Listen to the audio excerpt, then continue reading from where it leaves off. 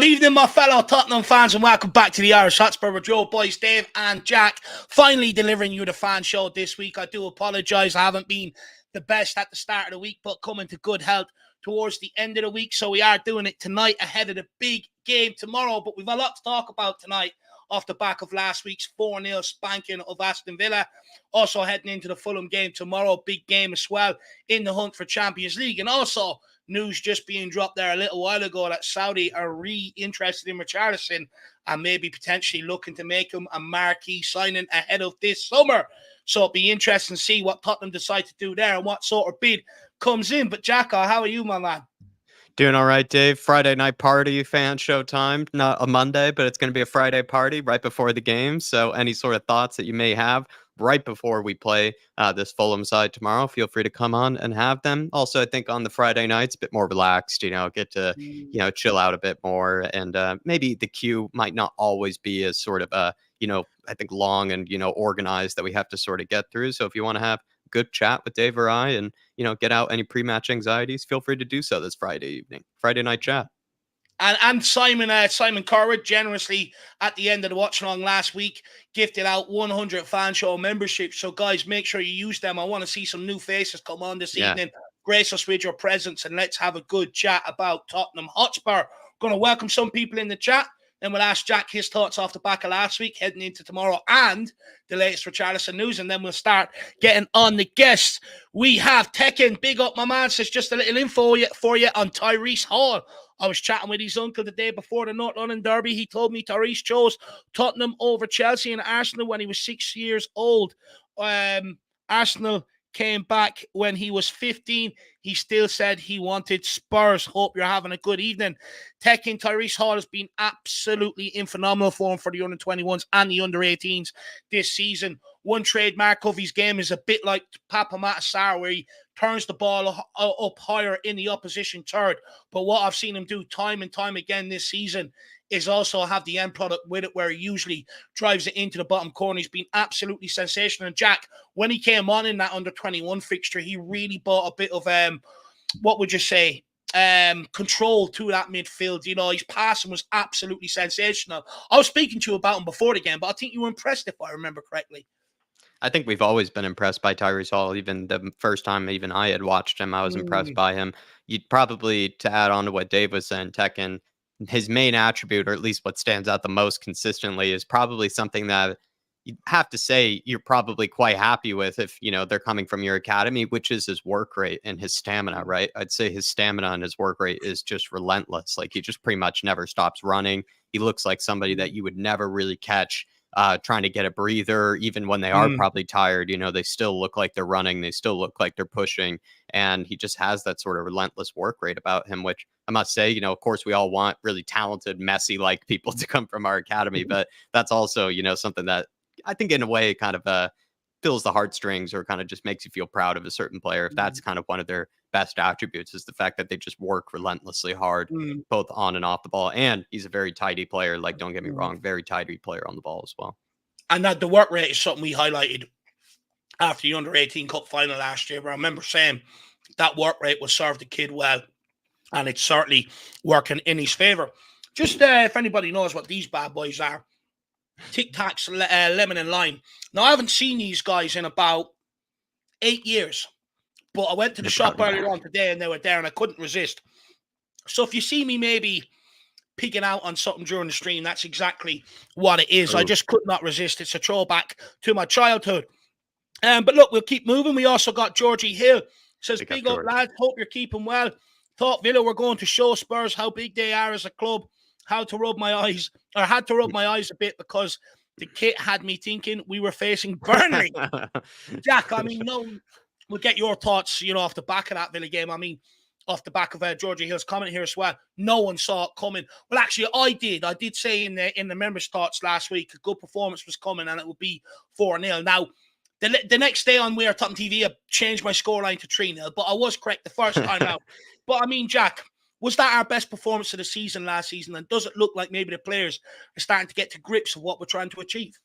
I'd argue it was the best result of the season. Definitely. I probably one of the most nervous I'd ever gone into a game as well, George, this season. And Spurs absolutely showed up. And Villa really didn't. I think Ange Postecoglou, for the most part, actually outclassed Unai Emery and sort of the tactics that he had gone about. Felt like Unai Emery, the first game, kind of went more toe to toe with us. Maybe felt like he had gotten a bit lucky in that game, with winning. And then in this game, he decided to sort of close up shop, set up really deep behind the ball. Felt like they were more focused on defending and trying to hit us on the counter than they were trying to go toe to toe with us. And we just turned them into Burnley, like you said. They ended up being the other side of the Claret and Blue, which is at the bottom of the table. That's what they ended up playing like. Yeah, look, I was surprised by Villa. I actually thought they'd give us a much better game, to be brutally honest. At least make it difficult for us. I thought we'd have to earn the right to play. We didn't. We just absolutely dominated them and bowled over them. I'll be honest. I know there's been a lot of praise for them on what they've done this season, and they have been decent. The two times we played them, I know we lost earlier on in the season, but we really should have won that game. And we had a makeshift back line, half of our midfield missing as well. I haven't been impressed with them against us this season, to be brutally honest with you. George Hill, like you said, potentially the new Burnley after that game. That'd be awesome. Big up, Ellie. She says, Dave, can't wait to see you and Jack talk Tottenham with you and Højbjerg, shimmy and dribble. Oh, Ellie, that was absolutely unbelievable. I mean, I don't know if anyone was watching the watch along. You might see my camera start raising back a little bit if you catch my drift. It gave me an absolute semi. It was unbelievable, Jack. I mean, we were waiting to see that, right? Even though we know Højbjerg's going in the summer, we still love to see him sort of prove people wrong with his cameos.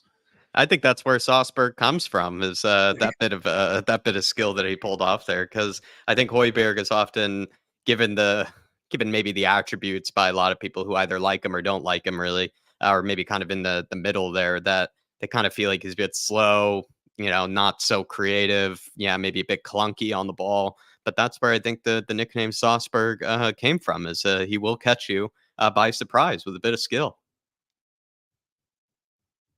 Oop, I can't hear you anymore, Dave. Oh, sorry, I had myself on mute there. It was absolutely beautiful with the pass. A couple of nice passes there as well, Ellie. It was great to see. Big up, Ellie. Good to see you. And I can't wait to see you for the North London Derby. If it is a late kickoff and I'm not doing a day trip, hopefully we can sneak our curry in after. It's long overdue. Although I feel guilty. I feel like we're almost cheating on Jack, because Jack was a part of them plans. So we'll have to delay that to next year. Ellie, big up, Kate. Just a girl who loves Spurs. Good to see you in the Bidland. Hopefully you're keeping well. I was going to say, where's the other half? But here he is as well. Big up, Jimbo. Richie, potentially. It's 50-50 whether he'd be back tomorrow or not.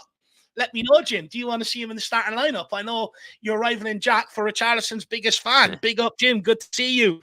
We also have Spurs GCTV. Evening, gents. Come on, you Spurs. Great to see you. Hopefully you're keeping well.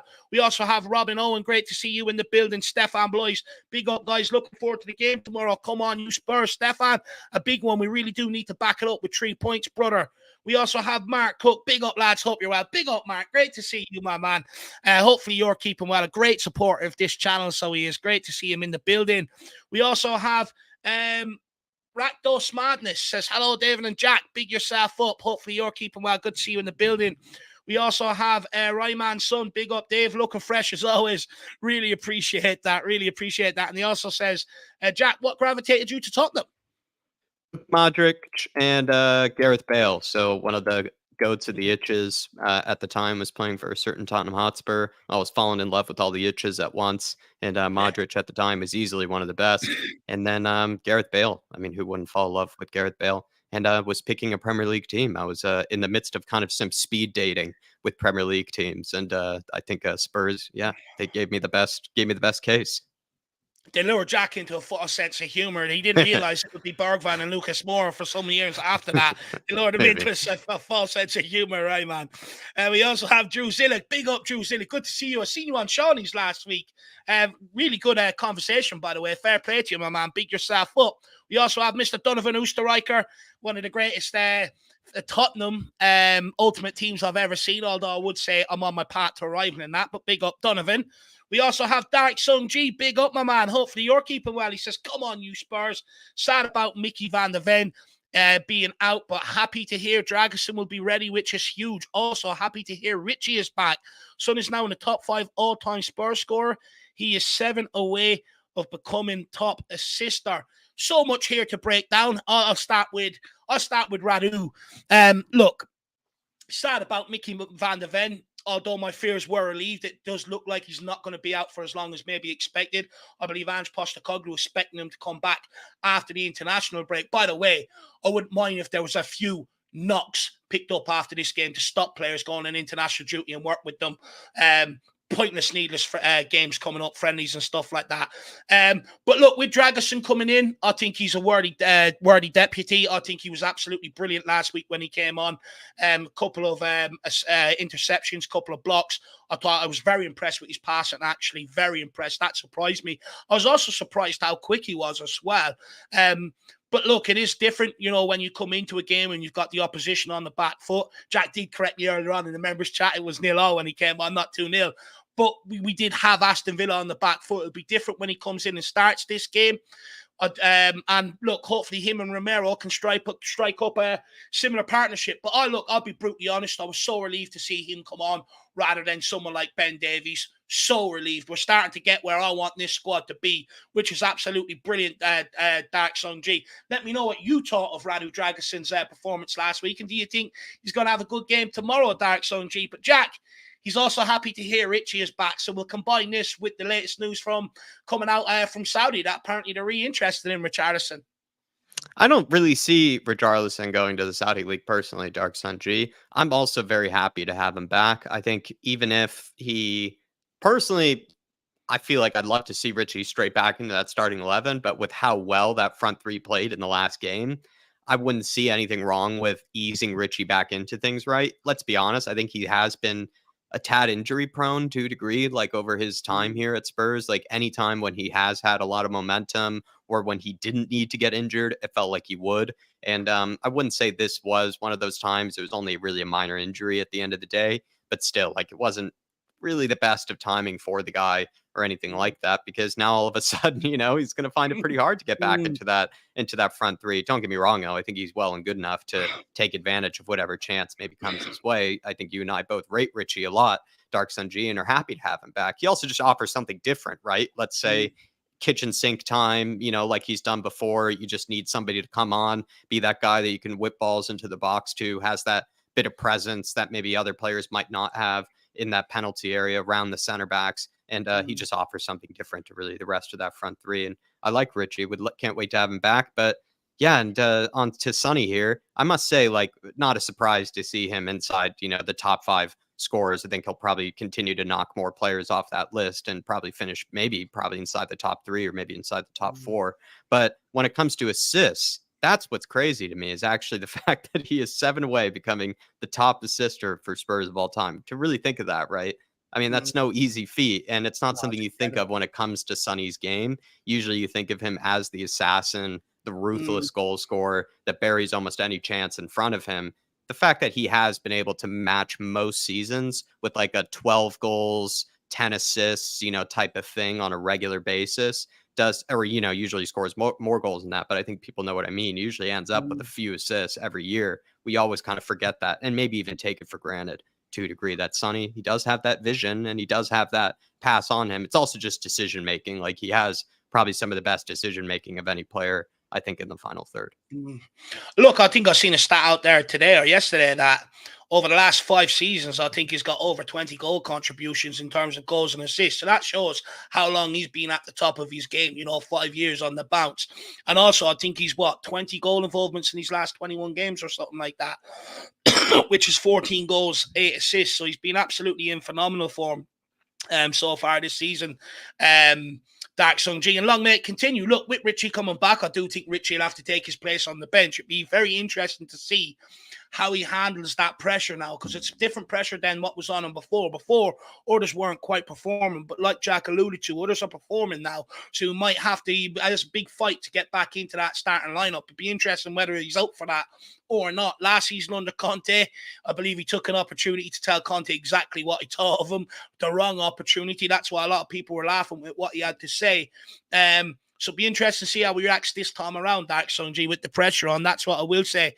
But really appreciate the support, my man. By the way, the referee tomorrow, what's his name? Rob Jones. I don't know what I was saying to Jack earlier on. That name rings a bell, and not for a good reason. And also Mr. Harrington. For some reason, I think he's been at some controversy in our games this season, Daxon G. So if you have any info, please let us know, my man. But look, we'll crack on. Let's take a few more comments, and then we will start bringing on the guests. Who have we got next? We have James Paratrooper says, good day, fellas. We are not in the top 4 race. We are in the title race. None of the top 3 teams we'll be playing this weekend. After we win tomorrow, we'll only be 8 points from the top. And on our return, Arsenal play City.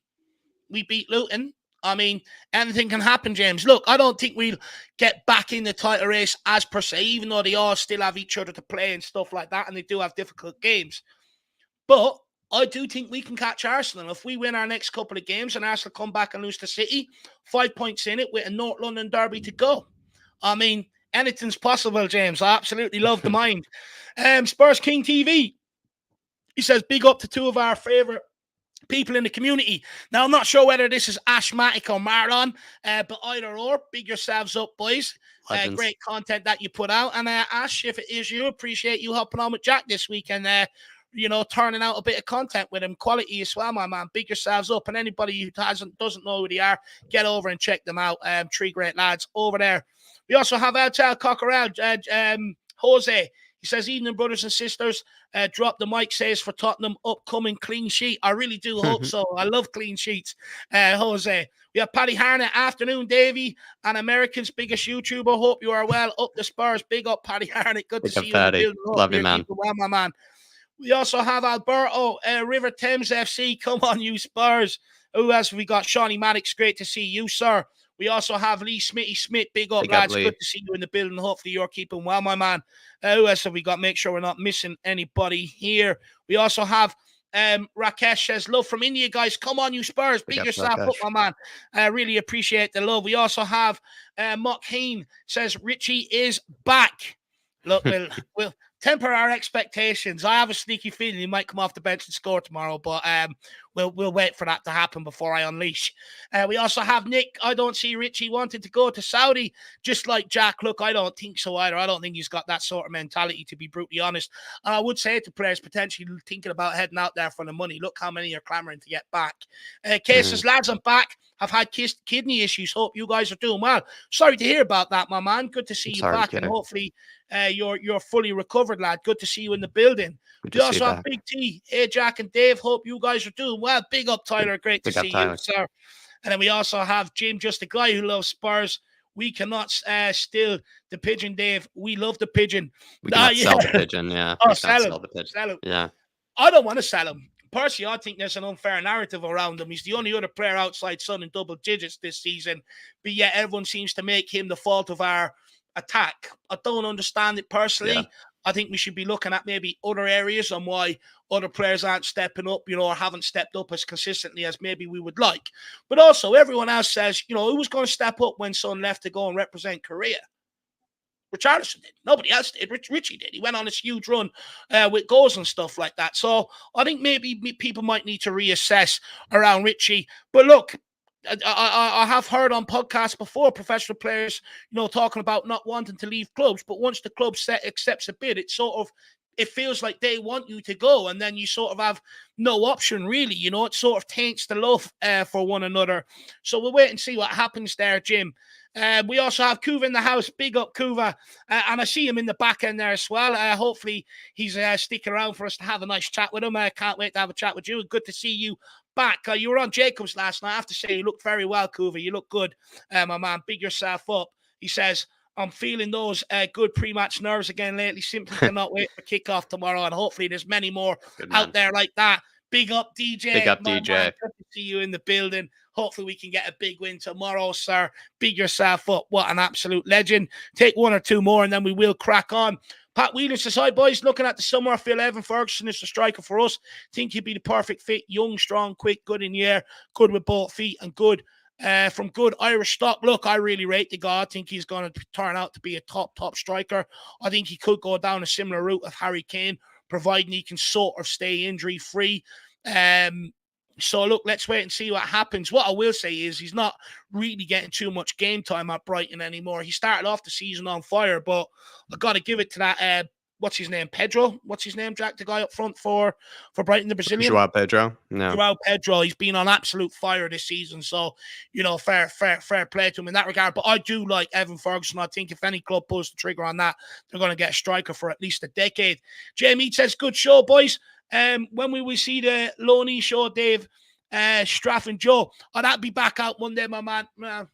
Yeah, maybe not Monday because Sunday's Paddy's Day. I don't know whether I have to go and watch my niece in the parade or not on Sunday. If I do, that's the day I usually do it. So then I'll get it out for you Tuesday morning, but it will be out Monday or Tuesday. I had half of it put together last week and then I had to do the other half over the weekend. But Mother's Day, and then I wasn't too well on that, so it sort of stopped me from putting it out this week, but it will be back out. And then at the end of the season, I do have a Plymouth fan organised to come on and tell us all about Alfie Devine and Ashley Phillips loan move and whether they need another one or not. So good to see you in, Mr. Mead. We also have King Hoddle. Great to see you. Fulham are in that no man's land where they won't get European football and won't get relegated. They're absolutely spot on there, King Hoddle. Hopefully they don't turn up tomorrow. Luke Mayo says, with the Spurs players in form, wonder if Spurs could see the Brazilian flair from Richie. I'll be honest, I'm not sure he has that sort of like Ronaldinho-esque, Kaka-esque sort of flair in him, but I like Richie. I think he's effective at what he does, to be brutally honest. Paul Connor says, evening, boys. How are we all? Ready to smash Fulham 6-0? I mean, that's a stretch, but I'll take it. I'll take it, Paul. Good to see you in the building. Hopefully you're keeping well. We also have Simon Clark. Evening, gents. Love your shows. Big up, Simon. Really appreciate the kind words, sir. Simon. Good to see you in the building. Then I'm just going to give a quick run through. We have Terry Betts in the house. Great to see you. Am I dead yet? No, you're still alive, I believe. We also have Lee Neri. Good to see you. Daniel Sandoval. Great to see you. We also have Jason Bell. Good to see you, sir.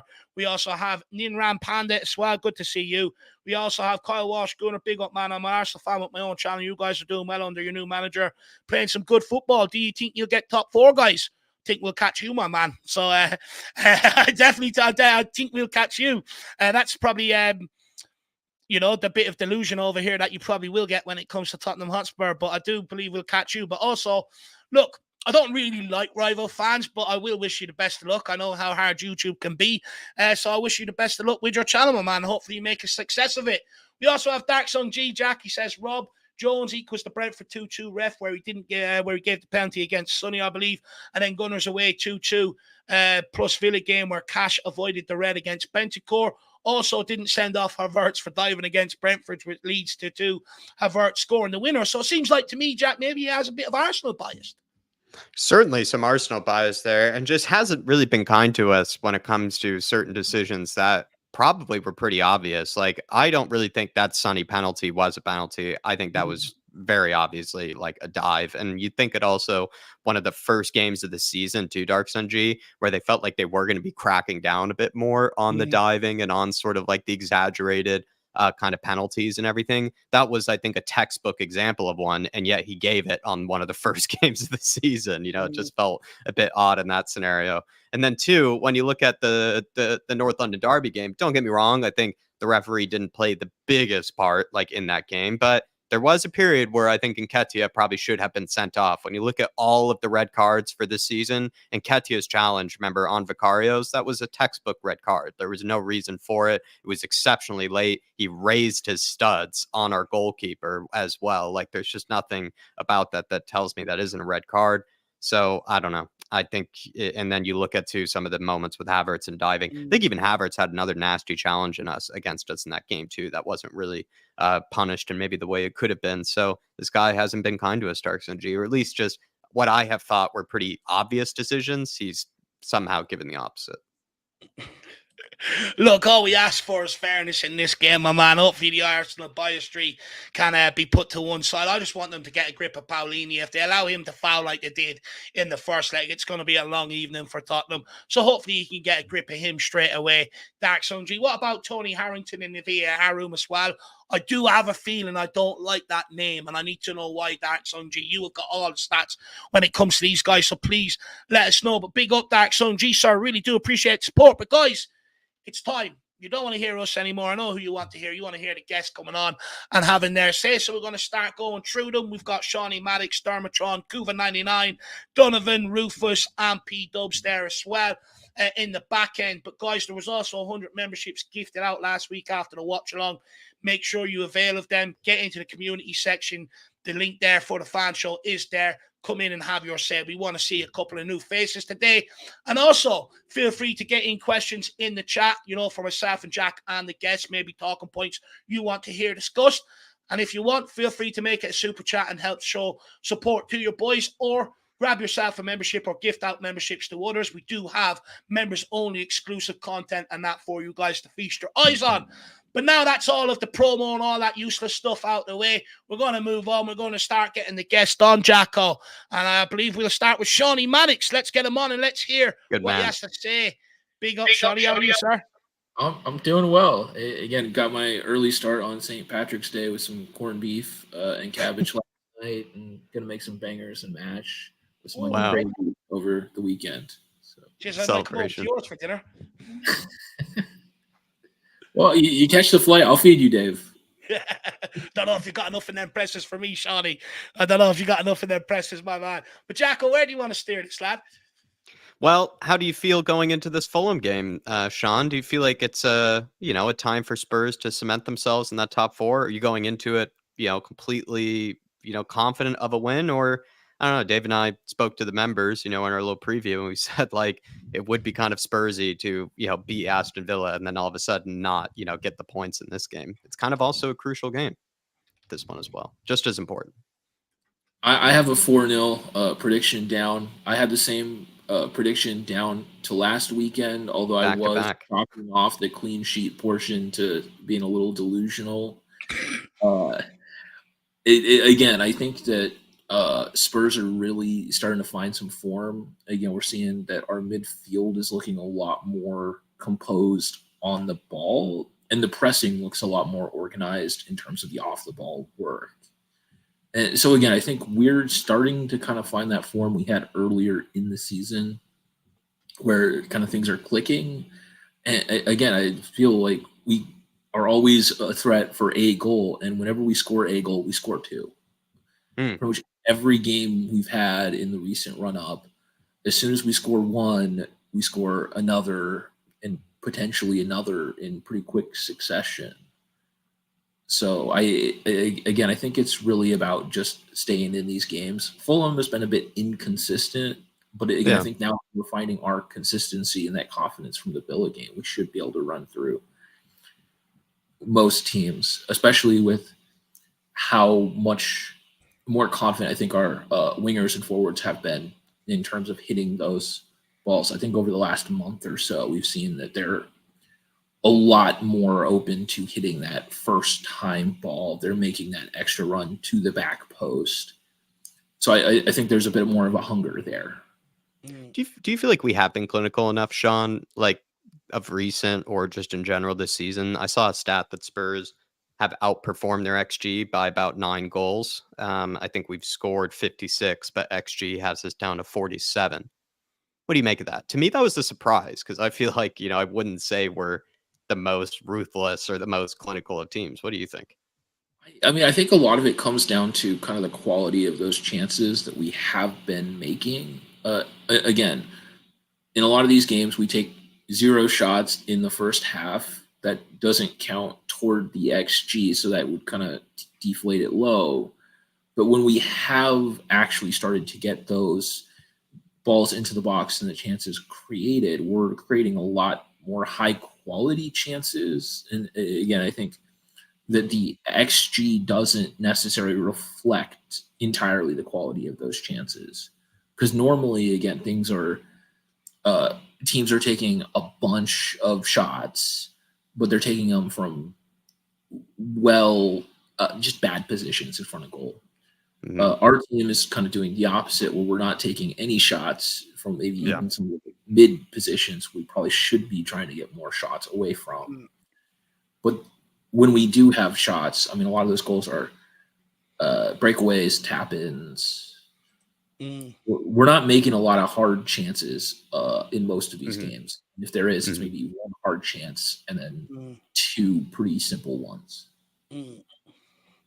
How do we improve that then going forward? Because look, I also agree with you. I think, I don't think we're creating a great deal of great sort of caliber of chances and stuff like that. I think we've been sort of very clinical with what we have created this season. So then how do we improve that forward line? Is that personnel? Is that Ange maybe changing what he's got around? I mean, what do you think is our best forward line? And what position do we need to bring in here in the summer then to improve that? Is it an attacking midfielder, another creator like a Madison? Is it a winger or is it a striker? I think part of it starts with getting Madison back in form and having a little better competition for that cam, is you do want some threats from distance in midfield because that forces the other team to close you down or to leave you open shots. So I think, again, having a little bit of that threat from distance will help. And then I think as our essentially wingers start to do a better job of cutting in and finding that ball, because that was a problem, is that we were getting no shots because our wingers would cut in and play a terrible ball, and then no chance would come of it. Because, again, they were kind of getting to that first good position, but then they weren't kind of cutting inside or beating their man. So they were having to make a very difficult cross. So again, I think it's as the wingers continue to improve. Again, Johnson's been looking phenomenal, especially compared to maybe 2 months ago when he kind of first started getting back into the squad after that injury. Werner has been making an impact. Again, he's been a little inconsistent, but again, you can see the confidence going up. He is kind of carrying the ball in those dribbles and trying to beat it. And again, that's a lot of it is just the quality of wing play improving to kind of create that threat. Because again, the better their wingers are, the more the other team has to focus on them, the more they can draw players out of the middle to create some space for the attackers to run into, or they beat their guy on the outside and are then running in on goal. So again, I think a lot of it's been the improvement of those wingers, because again, for most of our season, especially kind of post that Chelsea game, our wing play has been atrocious. And Considering now how much service they get. And again, essentially now that we're starting to look a lot sharper, I think it's no coincidence that our wing play has gotten so much better. In addition to, again, I do think that midfield improving a bit has helped in terms of the press. We're winning the ball back in better positions. But again, regardless of what position you win it in, if you don't have that winger that can beat a man and cut inside, can't do too much with that ball. Well, look, I agree. I think we need more players that are a bit more direct. Or the wingers need to change and become a bit more direct. I notice when we do go direct, and what I mean by direct is when they get the ball, they run at them. They look to make things happen rather than pass it back in sideways and stuff. I think we're a lot more elite. I think we cause a lot more problems. Look, we've got a big problem in first half of games. We don't create an awful lot. I think 2 of our last 15 goals have only come in the first half. I think we, in our last 6 games, we've only scored in the first half once. So, I mean, we've got a big problem in the first half, and I would like to see maybe our players start games a bit quicker and stuff like that. But Shawnee, you did touch on James Madison. I want to ask you quickly then before we end off on your thoughts ahead of tomorrow's game. Look, I know he's come back. He scored last week. I'd argue we couldn't miss. It was that great of a ball from Papa Matasar. Me and Jack are sort of at the conclusion, and I know some people may say this is harsh, but we don't think he's at his best. Me personally, I don't think he dominates games the way I look for an attacking midfielder to do, the way Modric used to do, Bellingham and Phil Foden. I mean, do you think there's more to come from James Madison? Again, I think we saw from the beginning of the season how good he can be when he's playing well. Again, I don't think anyone can say that he's currently playing anywhere near his best. And again, I think part of that comes down to Ange going and saying, hey, you're not playing well enough. I'm going to give Jamie Donnelly a start here. I'm going to give Kulu a start in this midfield. And you can come off the bench and prove me that you deserve to start in this team. And again, I think that's where we're maybe not seeing maybe as much as I'd like out of Ange in terms of just saying, hey, you've been playing poorly for like 2 games, 3 games. I'm going to give someone else a chance, and you have to kind of earn your spot back. We're seeing that a little bit, I think, sometimes on the wing, but we're not seeing it as much throughout the full team. And I'd like to see that a little bit more, where he's just like, hey, if you cannot perform, I will find someone who wants to try.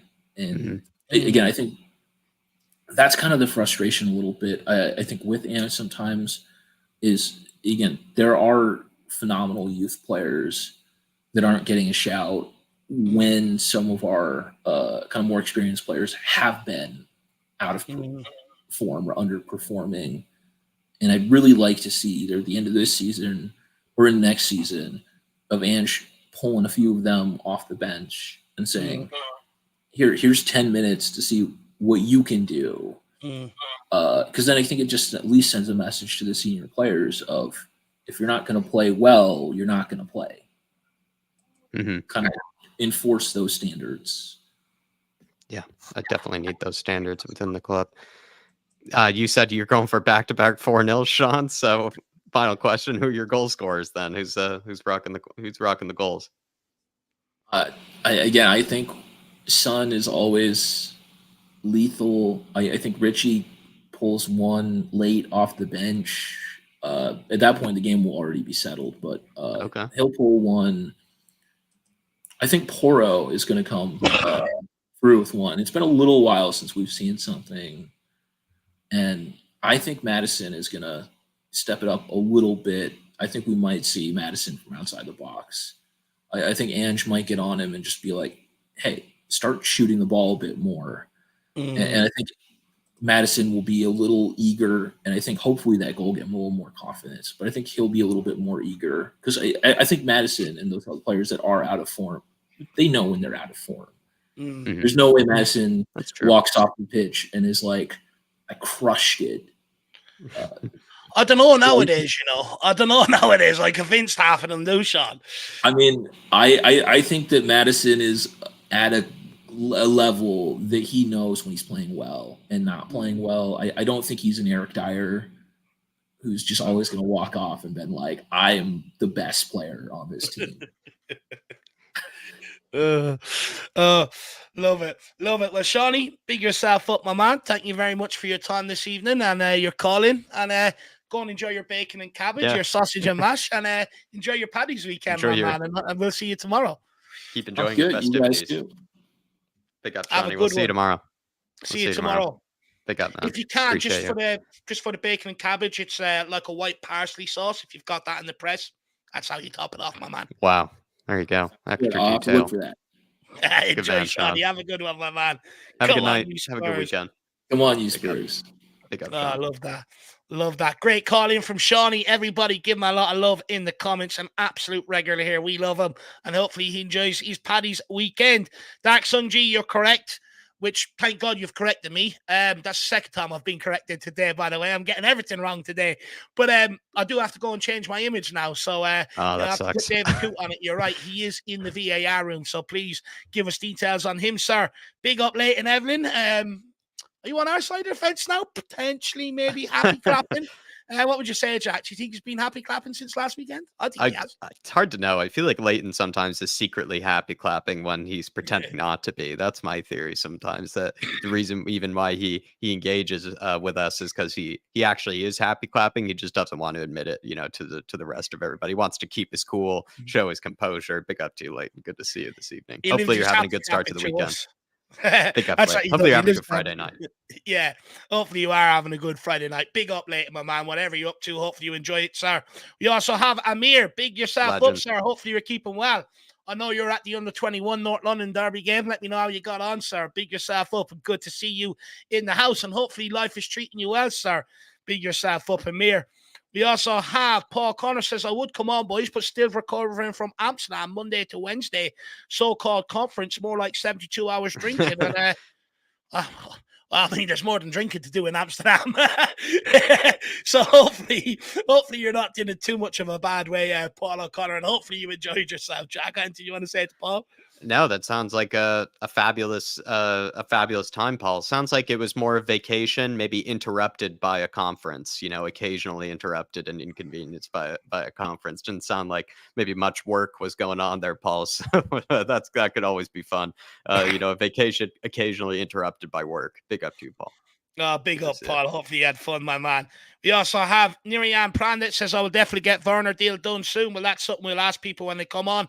I've got Pat Whelan's comment start for when they come on as well. Ben, good to see you, sir. The version of Werner is him playing his best for a contract and still fit with evidence of who he really is. Look, again, I was saying to Jack earlier on, I have no problem maybe eating a bit of humble pie on Brennan Johnson and Werner. If he keeps going this way, he might get me on fan. He might want me. Look, I've already heard he wants me to become a fan. He loves my rendition of Murder on the Dance Floor, but he might get me fully on board if he continues in this vein of form, Ben. Good to see you in the building. Let us know, would you take that option to sign him? And we also have Chang.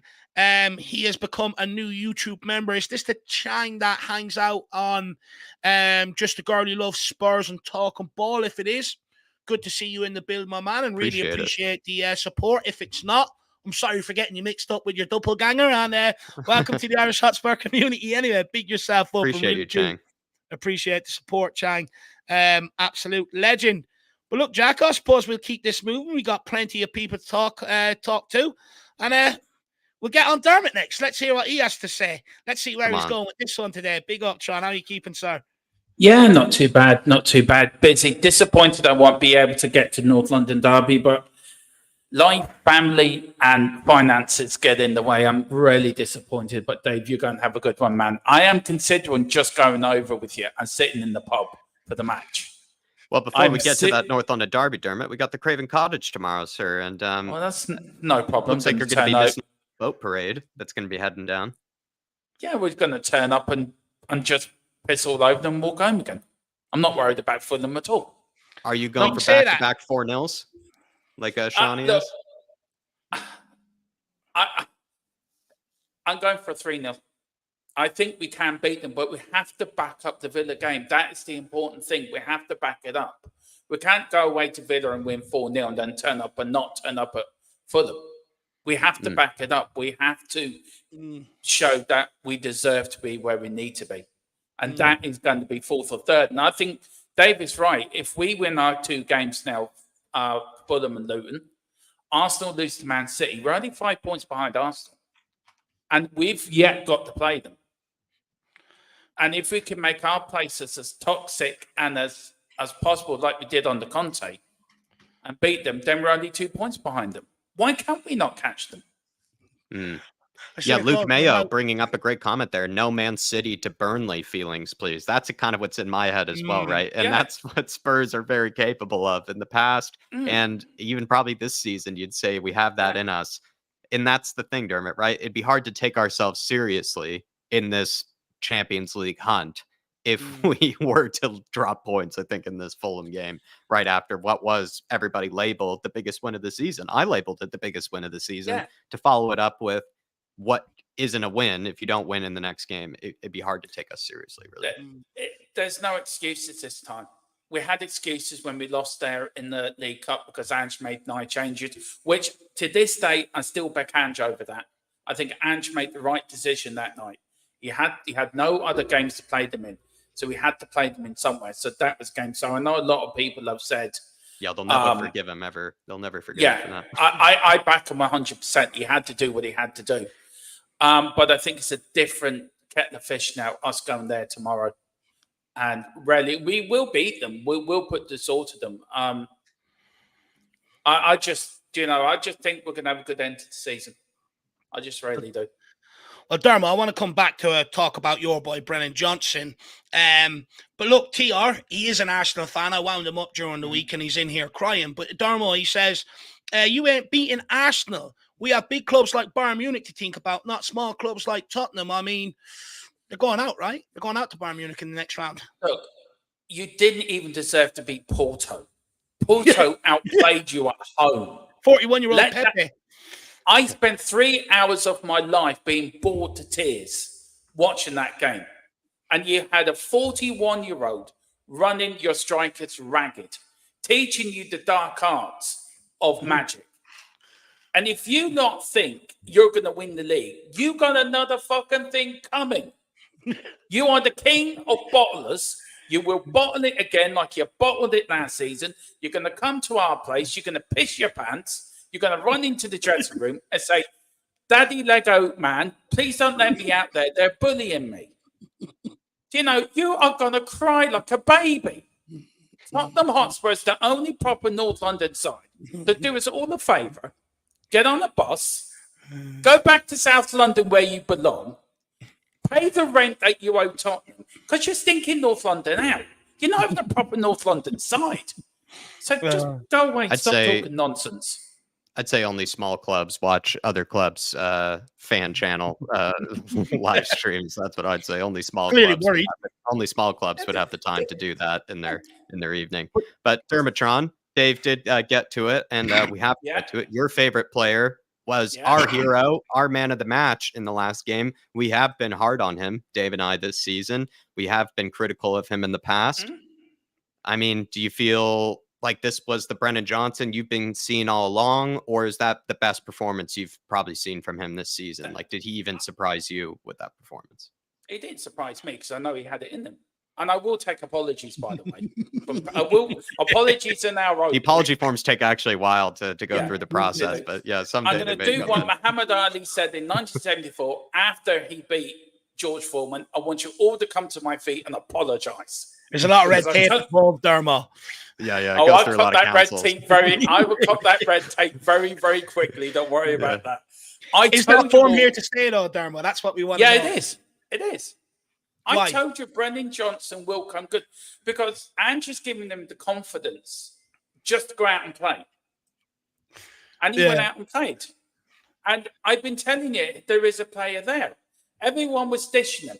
Everyone was saying, get rid of him. He's useless. He's this.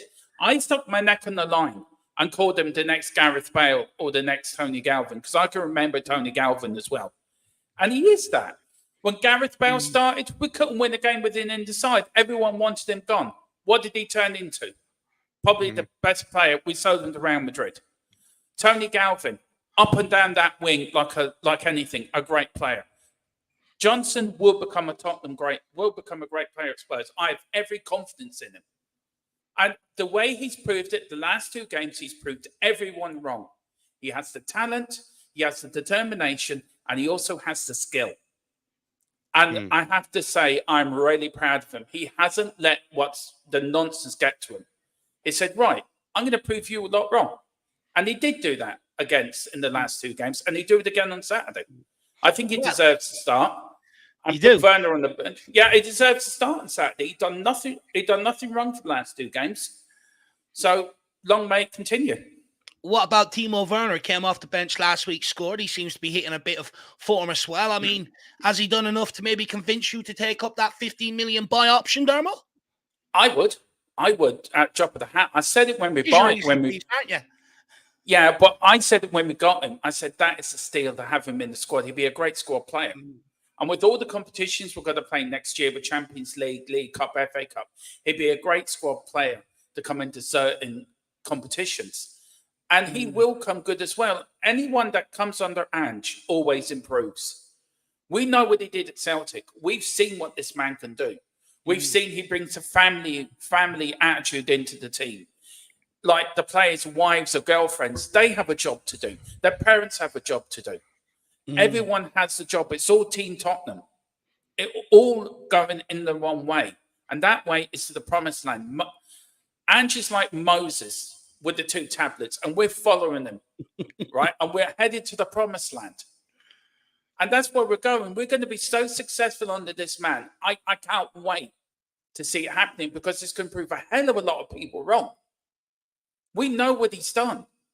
We've seen what he's done. He's a winner. He will get there. We've got to give him time. We've got to give him the patience. We've got to give him time to get it right. What he done at Tottenham is taken him in the shortest space of time than what he done up in Celtic. No different leagues, I know that. And I know the Scottish League isn't the best. But he's come in here and he's stamped his authority on the club. He's done a better job than Conte, Mourinho, Nuno all put together.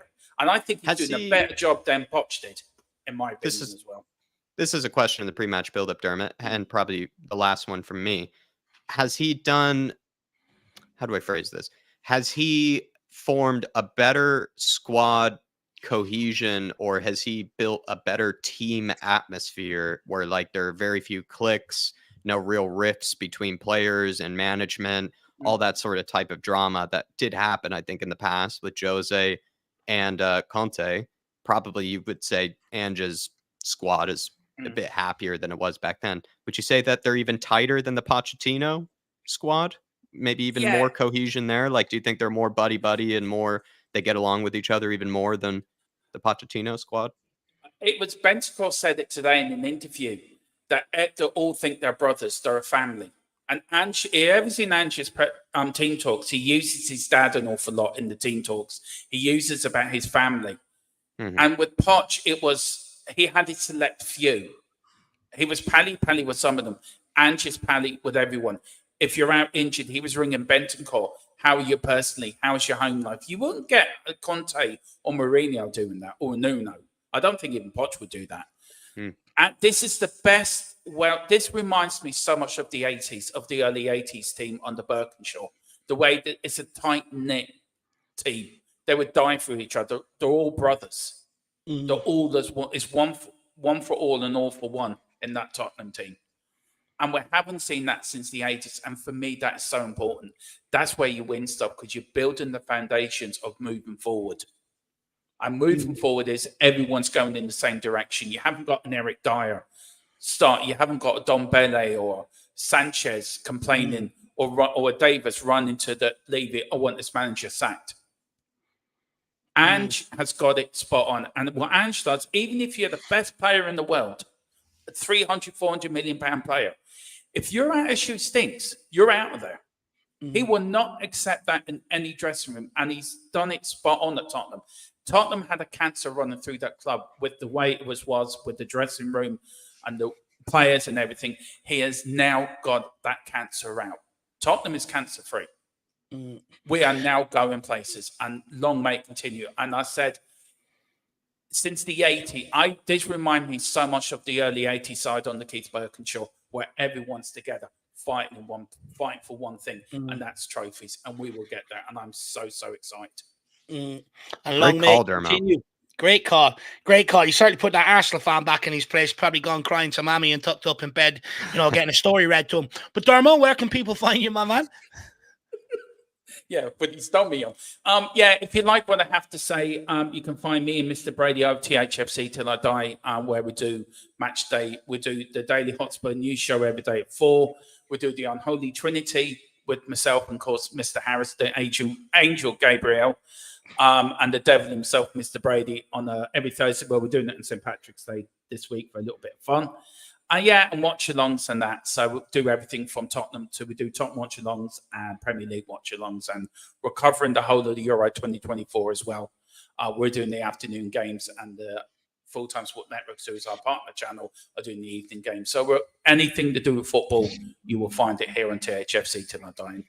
Hit the like button. We're on our way to 2K. We're at 1,795. So I'd like to get to 1,800 before the end of the weekend. So yeah, but get to 2K be a great big thing for me. And I just want to thank these two lads as well for all the support and help, because they've been there since the beginning. They've been there in the dark times. They've been there in the good times, and they've always caught me when I needed catching. So they're family to me. And so be nice to them. Hit the like button. Get them to 14K, because I know they're close. I want it done in this show. Let's show them some love, guys. I can smell it. Unfortunately, I have to wait till after the weekend. But Tron, big yourself up, my man. Really appreciate the kind words and the calling. Great calling today, and we'll speak to you again. I'll speak to you tomorrow. Yeah, I'm looking forward to that. I'm going to come for more delusional. Delusional Tron is back. See you then, my man. Have a good one. See you. Yeah, good night. God bless you all. See you, Tron. Oh, very quickly, can I just say one thing before I go? Sorry, very quickly. Yeah, do you want to address the Pope? No, I want to say big up to Ange with the young lad he saw during the week. Can I just say, yes. well done. My daughter had Down syndrome, Ruby. She sadly passed away, so I know what it's like. I want to say to the club, congratulations and well done. I thought it was a top thing to do, so well done to Ange and the club for doing that. It was a guy that he invited onto a fan forum to ask a question earlier on in the season, wasn't it? Yeah. Yeah, and these kids, it means so much to them. And well done to the club. Sorry, Dave, I meant to say it. No, you're all good. You're all good. Oh, sorry. Big up, Tron, and I'll speak to you tomorrow, sir. Have a good one. Yeah, you too. Come on, you Spurs. Come on, you Spurs. Come on. Let's go. Big up, Tron. Great call. Everybody do get over and check out Tron's channel. Let's try and get him to 2K. Get over there and smash that subscribe button. Big up, Dermatron. We'll keep it moving. Who have we got next? We've got a busy back end this evening. Who's next? I believe is Mr. Donovision. Oh, no, I think it's Donovision, but it is Rufus right afterwards. Rufus, thanks for being patient, sir, and I can't wait to catch up with you. But yes, it is the Donovision next. Fresh, I imagine, back from one of his workouts. Big up, Donovan. Just give me 1 second, my man. We've got a super sticker here from DJ Samuel. Let me pull that up. And he has gone with, I don't know whether that's crocodiles, three crocodiles. I don't know whether he's wearing Crocs or not, Jack, on that one. I think they're more hippos than they are crocodiles, Dave. I think, and what's also good about no, I mean, not potato, because I think a hippo can even eat a crocodile, if I'm not mistaken. I think hippos are sort of like, they're like the killer whales of the ocean, you know, where like orcas are kind of the kings of the ocean, not even the sharks. So I think the hippo, Dave, sadly, actually probably eats that crocodile almost every day of the week. They're pretty aggressive, I've heard as well. So big up to you, DJ. And I'd love to have a hippo going into this Fulham game. I'd feel very confident. Maybe even we'll run across some hippos in that boat party on the river. Yeah, you might have to avoid hippos on the boat party on the river. But speaking of hippos, happy hippos made by the people that make Kinder Bueno, DJ Samuel, absolutely gorgeous. You know exactly what I'm talking about. And if you don't, DJ Samuel, we'll have to break a happy hippo together and try it, my man. It's absolutely awesome. Big up, DJ Samuel. Really appreciate the support. Let us know if Jack's more on the money, or is it you confessing that you're wearing Crocs? Let us know, DJ Samuel. Big yourself up. We also have Chang. He says, thanks, Mr. Kanicki, for the X-follow back. And come on, you Spurs. Mr. Harris, big up, Chang. Really appreciate it. If you follow me, I do try to follow people back. If I haven't, feel free to rip me apart in the comments there, Chang. Big yourself up. I really appreciate the support. Jack, what do you want to say to him? No, thank you, Chang. Really appreciate the support. Very generous of you to even grab a membership, to even be watching. Thank you, and even thanks for looking me up on the Twitter. I appreciate it, and of course, get the fall back. I think I'd already recognized your name and had even seen from your profile that we definitely follow a lot of similar people. So it seemed like a no-brainer. Pick up, Chang. Appreciate it. Big up, Chang, my man. Really do appreciate support. Big up, DJ AK. Great work from the club. It was. And Paddy Harness says that's only such a legend of a young fella and so funny to talk to. Really nice of the club on that one, Paddy Harnett. Big yourself up, my man. Oh, sorry. Tex Spurs Mexico says I have to change the big up. So people in the comments, let me know what you want to hear instead of big up. We might switch it up a little. But look, is it Donovan? Yeah, Donovan? Yeah, Donovision. He's up next. You there, Donovan? Yes. Ooh, shades on. Ooh, black and the paddy cap. He's looking good. Might get an audition here for next top model. How are you keeping, Donovan? Lads, you're too kind. You're looking good, my man. St. Patty's Day outfit, I'll be honest. Going into this weekend, shades on. Maybe after a few of the Guinnesses and got as well, the flat cap looking good, Donovan. Big weekend, man. Big weekend. I think this is not a bad place to start. If you heard us when we were joking about there is a bit of a Man City to Burnley potential here with this game, where we win one of the biggest games of the season only to not show up in the following game. Do you have that in the back of your head, or are you fully confident going in tomorrow? Yeah, what did I say earlier, man? That every time I'm confident going into a match, that's a recipe for disaster, right? No, I was a little bit disappointed, lads. I was really looking forward to see the matchup between Adama Traore and Mickey Van de Ven to kind of settle that debate once and for all. But I think no, Dragusin came in and he did well. He's actually surprisingly faster than I thought he would be. He outpaced Ollie Watkins a couple times, and no, we should be good. We have more than enough quality. I just rather not if we got over that mindset. You know what I mean? The Spursy mindset of complacency, and this will be a real tell. Because honestly, as much as positive as I was, I wasn't too sure about that Aston Villa game, lads. But that was a pleasant surprise. It was a great surprise. Best performance of the season, in your opinion, Donovan? Yeah, no, it was. Sorry, I'm just passing a truck here. No, you're all good. Lad. No worries. Yeah, no, I always have the sirens. Yeah, no, once you get the one, I think I was at Shawnee or Dermo said once you get one, the floodgates pretty much open and then the confidence builds. It's just about taking advantage of our opportunities. I can't give you an answer why we start games so slow and really fail to capitalize on that first half. But I think we all agree Madison's got a couple more gears to hit. You don't think we're being too harsh on him by saying that? You think no, because I don't think so. I think James Madison himself would come out and say that he's a generational talent. He wants to be in that England team.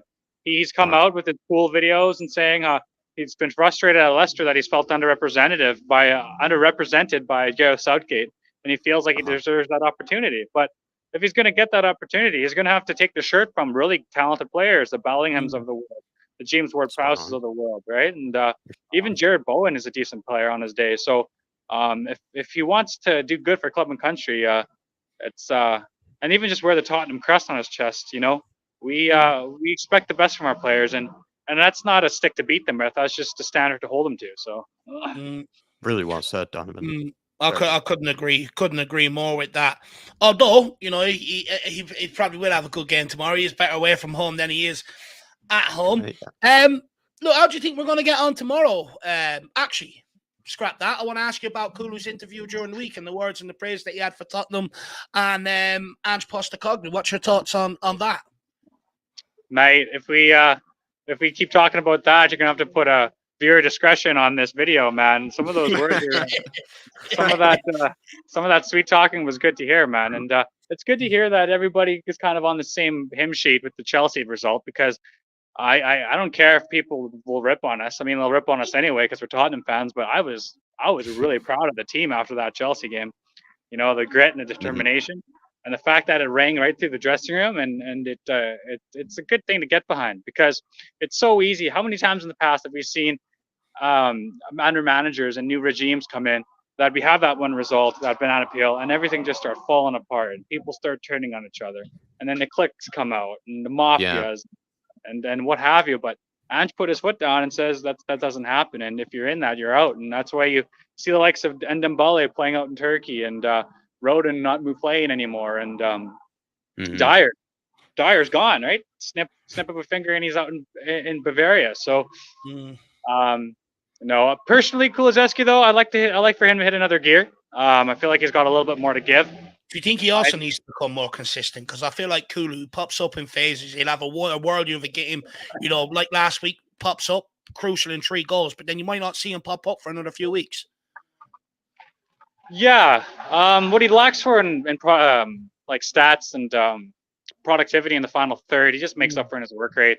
I mean, the guy runs like for a guy who's got damaged hamstrings and he's come back from an injury, the amount of distance he covers and the aggression he puts in the game is unreal. I remember something that stands out in the top of my mind right now is the City game when Ruben Diaz tried to rugby tackle him off the sideline there, and he didn't let him phase him. And then he just switched him over. Like, okay, I'm not going to get to him. And then Rico Lewis took a go at him, and it took both of them just to budge the guy. Like he's an absolute warrior, and he's an elite mentality. You can see why Ange picks him every week. He's starting to go more with his right foot. It's starting to be a little bit more unpredictable where it's balancing. It was really frustrating watching him constantly cut back, especially in that Sheffield United game. It was really frustrating. But no, he's a mixed bag of player, but he's also 22, right? 22, 23, just had his first kid. Yeah. And if you think about that he's only 22, imagine what he's going to be at 27 if he keeps up with that mindset. So, and he's not going to really lose any pace or anything like that. You know, the older that he gets, he's only to get smarter, more Yeah. clever, and that's already the type of play style that he even is, right? Is a guy that relies on his kind of his genius and his more thinking, you know, around players, not using always his pace or athleticism to get by players. He actually more uses his strength, really, and like you said, just that sort of tank-like nature of him. You know, he just gets, you know, he's hard to bring down. He's hard to push around. Kulusevski He rarely loses physical battles with players, which makes him a different winger. And why I like him personally, Donovan, because feels like most of the time every winger is kind of a cut of the pacey, small, kind of agile type, you know, guy. And to see somebody like Kulusevski who just does it differently, you know, it's always really nice to see and good to see. Going into this game, do you feel like Spurs, I asked this question earlier though, like, do you feel like we are clinical enough? I saw a stat that we're outperforming XG by 8 or 9 goals, meaning like we have scored 9 more goals than even the XG algorithm has us down for. I was surprised by that stat, Donovan, because sometimes I've been a bit complaining of us, you know, not, you know, finishing our chances and not burying our dinner. What do you think? It's a weird Yeah, stat. I might lose you here, lads. My connection's bad, but if you can still hear me, Yep. yeah, it's a bit frustrating. Like I said, I think that XG has a huge part to play with how wasteful we are in that first half. We don't take our chances, and you saw like Sonny under Conte how he was outperforming his XG. It's just not sustainable over a period of time. So I think what'll change is if we start putting those early goals away and we start taking those chances, that'll really help us in the long run. But that being said, if you can't outscore the opposition, at least outrun them, and at least we're outrunning our teams and we're tiring them out. So if we can just keep doing one or the other, I think we'll be fine. And this is the first season in the project. We got tons of time and patience ahead of us. We just hope it takes quicker to adapt than one season. You know. Look, I think we'll be fine heading into next season. I think a good sort of summer window, fill the positions that's needed, you know, in terms of, you know, competing for the first team. And I think we'll be fine heading into next season. But Donovan, what's your score prediction for tomorrow, sir? Jesus, lads. You know what? You'd call me crazy if I said it was 4-0 but then nobody saw 4-0 against Aston Villa. But at the same time, I could see it at 2-1. But I'm going to go right in the middle. I'm going to say. Oh, the suspense is building. Yeah, this is at the mouth. This is the connection loss. Right as we got the prediction. Right as we got the prediction, this is the connection loss. I'm not sure he's going to be coming back either. But big up, Donovan. Great calling. And I guess we'll have to find out tomorrow. We'll find out from him in the chat or something. Big up, Donovan. That's hilarious, though. Right as he's about to give it. And brilliant. That's funny. Absolutely brilliant. Great call, though, from him. Great call. So. Yeah, it was a great call by Donovan. Always great calls by Donovan, to be fair. Big yourself up, sir. We have a couple of chats here. We have Cy Dancer 83. Big up, Cy. Sorry, not allowed to say that anymore. Good evening, Cy. Good to see you in the building, sir. And he says, hi, Jack and Dave. Question, what is your favorite goal this season? Mine is Romero away at Burnley. No, I got to say, that's probably one of my favorite goals this season as well. It was an absolute screamer. And everyone knows how I feel about a run bomb. I don't know, it just does stuff to my body that no man should ever do for me. But, you know, absolutely love that goal. That was an absolute cracker of a goal. A couple of other goals I enjoyed this season. Richie's against Everton, I thought was very good as well. Really enjoyed that one. Jack, you any suggestions for yourself that you want to put in there? Romero's takes it for me too, Cy, but there was a recent one, right? That was like a really impressive goal. That was like one of the best goals of the season, wasn't there? Like one of our recent games? Was it in Palace or against Villa? Was there a goal against Villa that we felt like was one of the best of the season? Hard to know. Sarr's ball was good for Madison, but I just like for some reason I think like recently there must have been a goal that I felt like was one of the best this season, but I'm forgetting now. I'd be honest, Cy, despite us scoring and playing very free-flowing football, the goals have not been nearly as like amazing as previous seasons, where in previous seasons we did rely a bit on individual quality. Like we just relied on Sonny just to cut inside and curl it in from 30 yards, you know, at times. And same thing with Harry Kane, you know, it's kind of just those two guys just pulling off miraculous goals out of nothing. And that hasn't been the case as much this season, probably because of the style of play. But I think weirdly enough, just we haven't had that as much. Times when I think we could be having a crack or could be going for a daring, 20-yard, attempt at goal. We just don't. We instead settle for an easier chance or something. So weirdly enough, I would say we haven't had as many amazing goals as we have had other seasons. I have to say, the one I did enjoy the most was the winner against Liverpool. That was absolutely sensational. Look, Emerson, he scored a good goal in the 2-2 against Brentford earlier on the season, if I remember, from the edge of the box. There are two I really liked. One was actually in the same game. I think Pedro Porro played like a 40-yard ball right onto Sonny's foot, and he dispatched it brilliantly. But also the one against, I think it was Newcastle, where Pedro Porro picked up the ball on the right wing, played it over the top. Richarlison took it down and finished it. There would be some of my highlights. But we haven't scored absolute screamers this season, like Jack has said. So there's very few and far in between. No bikes or anything. No one's even had a bike. No one's had like a scissor kick, of any kind. Yeah, like there's been nothing really of any sort this season. Yeah, so, Si, I think we'll have to end on the same Go one with as Romero's. you, man. Romero's screamer against Burnley. I don't think anyone's seen it coming, sir. Big yourself up. Great question, Si. Everybody get in the chat and let Si know your favourite goal this season. Steve D says, so we've got some serial winning gunners in the house, bringing their wealth of European expertise to the table. Yeah. Welsh gal says, hello lads, how about staying lekt da, which is cheers in Welsh, yeki da. Come on you Spurs, #big Ange. Jack, do you want to have a try at some Welsh lingo here? Yaki da to you, Welsh gal. I'm not going to cheers with water because I do believe that can be bad luck, to some people. But big up to you, Welsh gal. Yaki da. Looking forward to the weekend of a few Guinness. Let me know if you enjoy stout, Welsh gal, because it is going to be that weekend of we're going to be taking some more Irish influence in some of our beer selection this weekend. Welsh gal. You'd have to do 2 runs for some IPA. You'd have to get some for the game tomorrow and then some for Paddy's Day. Let us know what IPA you're on for Paddy's Day. If there's a special one in the fridge, Welsh gal, good to see you in the building. And then we also have IB 1998 or LB left back 1998. That's what we'll call him. Says you must not let United get 5th spot. City fan. Look, don't worry about that. I mean, they ain't getting 5th spot. Trust me. I think we're going to purr. I think we're going to hit some good form now between now and the end of the season. Maybe similar to the way we opened the season. I'm not worried about United and Ten Hag, to be honest with you. I know a lot of the media and a lot of fans out there will try and make noise, try and put pressure on Tottenham come the end of the season. But if we don't finish above this United team, then it's absolutely shocking. It's the worst United team I've seen in my lifetime. So I'm not really worried about them. But look, you guys are going well. I would say, you guys better not let Arsenal win. Better not let Arsenal win. This goes 2 ways here, LP. This goes 2 ways. We'll do our job if you do your job. You better do your job. Better not let them take away that lead. Please don't. Big up, LB. We'll do our part if you do yours. True.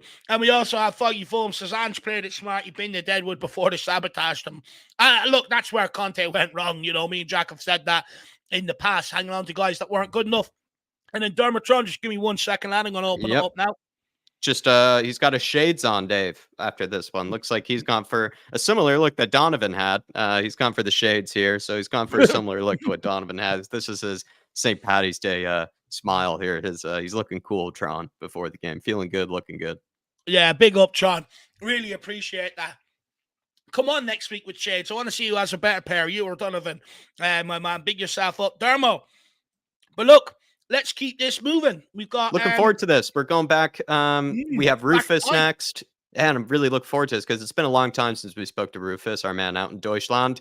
And Kuva's up after that. Looking forward to Kuva. Haven't spoke to him in a bit. P-Dubs, the one and only P-Dubs. If you are still listening and you have that link saved, please come on. We have your spot saved. Michael's after that, our man out in Poland, the one and only. Daddy Larson, good man to follow up there. And then KPV. So let's keep it moving. Going on to Rufus. Let's keep it moving. Let's bring on Rufus. Big up, Rufus. How are you, sir? Oh, we got you on mute, sir. Sorry. Good, man. Good to hear your voice. How are you? Oh, good. How are you? It's good, man. I mean, back off. It's great time to come back to us. You're fresh off what? Biggest win of the season, don't you think? Great timing. I mean, it's really funny. I missed the first 3 goals, but I watched the whole game. You were the good luck charm anytime you left the room. I had to stream it, and the stream froze. I had to reset the connection, and then it was 1-0, and then I was like, oh, sod it. went and got a beer, came back, it was 2-0. Oh, You're the good luck charm. What was Timo Werner? speaking of Timo, Well, live. I saw all the goals naturally. we'll kick it off on Timo Werner. You're out there in Germany and stuff like that. Do you think are you surprised about how he's got on since he's made the move? And would you take the option up to buy him at the end of the season? I'm surprised how well he's done. It's sort of like he does have those typical Timo Werner moments. And I suppose I'm always a bit jaded because I live in Germany and not many people like him, and they're all worried about him going in the national team. So they don't want him to go, no. No. So, they don't rate him either. No. So they sort of like rate him at the moment. So, but like he has surprised me. Even Jacob said he's growing on me. Is he like a Neil Mopai, like out in Germany? Does he have that sort of kind of reputation? Like just people don't take him that seriously, or kind of sort of thing? What is it? I think he's just got the same reputation that there as he had at Chelsea of just sort of like slicing shots and getting the ball into row Z at the top and stuff like that. It's sort of like. But no, he has surprised me. Fair play to the boy. He surprised me. He still does have these Timo Werner moments. Oh yeah. Where he's just like a bit clueless, or he doesn't quite know what to do, or whatever. But I think even just clumsy at times. Not always super convincing the way that he plays. It doesn't look, the most smooth. He's not even the smoothest of players, the most technical of players. When you even watch him, he's even a bit robotic, I'd say, when you watch him. And the problem is a couple of times we've talked about me and Jacob been turned around and sort of like said, he's been playing really shit tonight. He's turned around and scored. Yeah, that's what I think is funny. He's been that sort of player where he's been weirdly just randomly popping up with assists and goals. That's how I'd describe it. And not much you can say against him when he is doing that. He's getting the results. What's Jacob, think of sort of Ange Postecoglou? What's his thoughts on kind of this season so far? Is he really happy? Because I know under the days of Conte, I felt like I was kind of having to be your guys' therapist on these Fridays, when we were having these chats. How's Jacob? How are you with Ange and everything so far? Oh, we're loving it so far, I will give you a unpopular opinion, though. Go ahead. I'm getting a bit tired of the Ante Postecoglou song. Why? You don't like the Postecoglou? It's just getting a bit tiresome all the way through, because the players are playing the game, and sometimes you've got to sing the players' respect. I get it. I saw the videos of. Like in the stadium, in the back of the stadium, everybody singing and banging the escalators. And I get it. I really get it. And I get the people want to keep living that moment. But I don't know. It's just getting a bit tiresome at the moment. So you're suggesting you want a bit more variety then? So you want an Ange song followed by maybe a Kulu song followed by a burner on the dance floor and stuff like that? Yeah. Okay. Me and Jacob have a game with Van der Ven. We do the Van der Ven song, and the idea is when somebody makes a break and Van der Ven is after them, we start the song, and the idea is that the goal is to get the end of the na na na na na na na direct on the tackle, and then might have to incorporate that one into the watch along. Might have to steal it off you, Rufus. Well, look, what's your thoughts heading into tomorrow's game? Are you nervous? Are you excited? I mean, it's very important to back up last week's performance and win with another good performance and win, right? Yeah, I think we're in a good position at the moment because we seem to have got the main team back together. Like we've sort of like Sonny was away, and Sarah was away, and we were missing players plus injured players and stuff like that. I think we'll miss Van der Ven if he's not playing. I don't know how long he's out for, but we're going to miss him. I love him. Brilliant player, so fast. And then he's unfair, is how he's been described, right? Would you say Mickey Van der Ven is practically unfair? We've gotten that on a few Twitter reacts. He's a cheat code of a player. Yeah, it's like he's playing with the cheat code. I don't know where he gets the pace from because he's a big lad as well, isn't he? No. Do you know what? Were you surprised as I was how physically he stood up to the test of Mateta? I thought he might come undone there, but he didn't. Yeah, I think he's just, and he's young and like he's in our team, and like somebody said earlier, like it's the first year of the Ange project, And I'm hoping that sort of like we're sort of emulating a bit what Leverkusen have done, you know, like they had their building season, you know, where they were building stuff and getting the main core together. And hopefully we should have a bit of luck in the transfer window. I wanted to get Tatsoba, but I really don't see it, you know. It'll be interesting to see what we do this summer. I mean, you're speaking about, this is the building phase, and hopefully next season then we head in and challenge.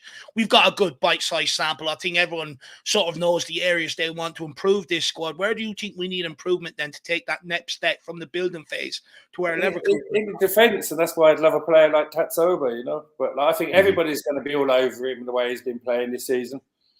Well, they already were all over him last season, over the last summer, right? And he was our other choice to Mickey Van de Ven. I'm glad we went with Mickey, but believe me, I was originally on the Tapsoba train because I had already knew that he was a very, very good player.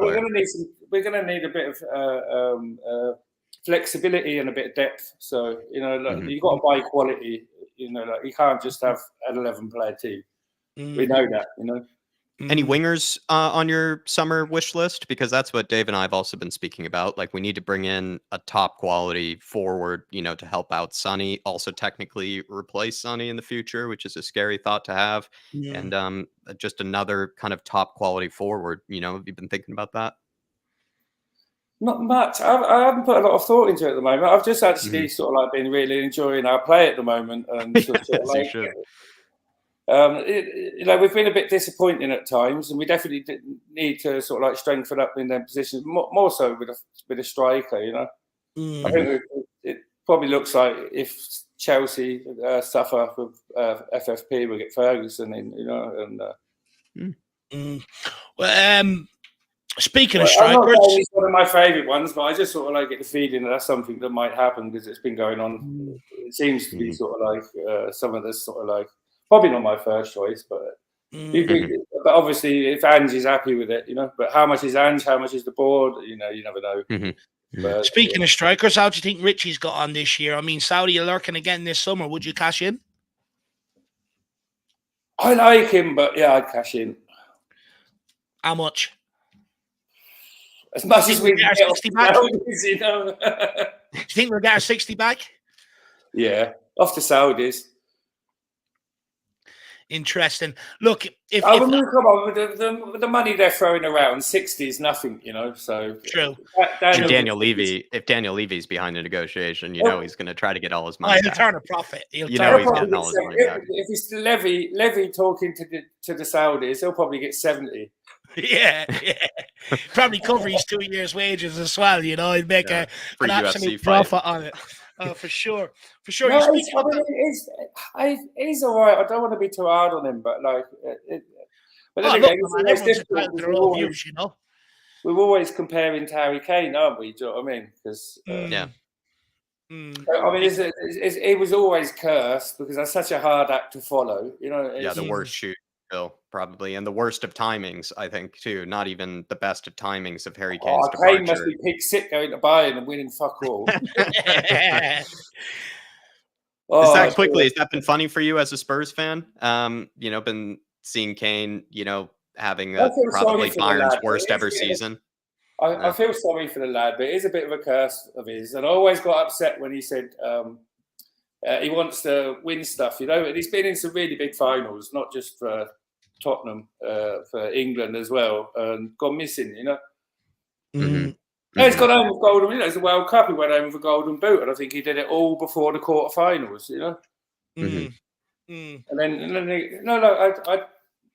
I think it's maybe just one of them things. It's just like where he's got to like actually win something, and then like he'll be a master at them big games. Yeah.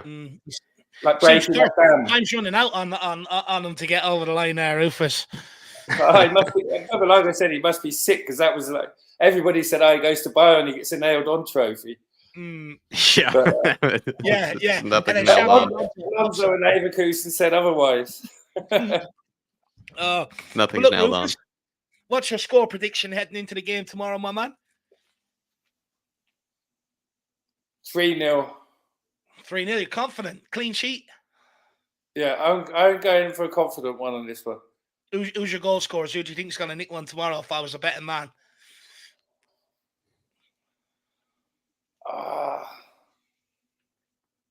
it's difficult without seeing the starting lineup because you never know who's going to start with Postecoglou. True. Oh, Brennan Johnson's on form at the moment, you know, and he's cheeky. But Yeah. I'd probably say for the first goal, a cheeky Brennan Johnson goal if he starts. If not, probably a Son goal. All right. Son's on absolute fire. I think, you know, probably if I was a better man, that's where my money would be going on Sonny for sure. But Rufus, I just think Brennan sort of like gets more like an early one or a late one. Do you know what I mean? Yeah, that's true. Actually, you're right about that. I'd say all of his goals have been either late or early. Come to think of it. Yeah, but I mean, my favourite was the 96-minute winner against Brighton. Those are the clutch goals. Those are the clutch goals. The first ones or the last ones are the clutch. I thought Jacob was having a stroke. Yeah. I think most of us were. When that... The other thing is, because I say afterwards was like, Jesus Christ, that was better than 6. He's loving Spurs this season. He's loving it's as good anyway. It's definitely as good. But Rufus, it's good to see you back, my man. It's great to be chatting to you again. Great to see you with a smile on your face. I have to say, you're looking absolutely great, my man. And I just want to throw in a little note at the end, without just saying too much, but like to everybody out there, especially guys and that, you know, if you have a bit of trouble up here, you know, or you struggle a bit, go and talk to someone. Please do. Well said. Please do. I did. I'm back and I'm happy. I'm smiling and watching football, loving life. I blame Conte actually, but he did it to a lot of people. Oh yeah, just on a side note, he takes him down with you. Us fellas always sort of like a bit like hard nosed, don't we, about talking to somebody or getting help. You're so spot on. You're absolutely spot on there. Absolutely spot on. And I echo that message as well, you know. But Rufus, like I said, great to see you back with a smile on your face. Don't worry about it. And I'll hopefully have Jacob here as well. So please, man, I've missed that guy. Yeah, he's coming over tomorrow. We're going to watch the game together. So good to hear. Good to hear. Good to well, hear, I hope you have a good weekend too, Rufus, with them, and you Hopefully guys get to enjoy this. Yeah, let's enjoy this weekend. Let's enjoy a win tomorrow.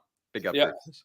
Let's All go. right, we'll speak to you again soon, sir. Looking great as always. See you soon.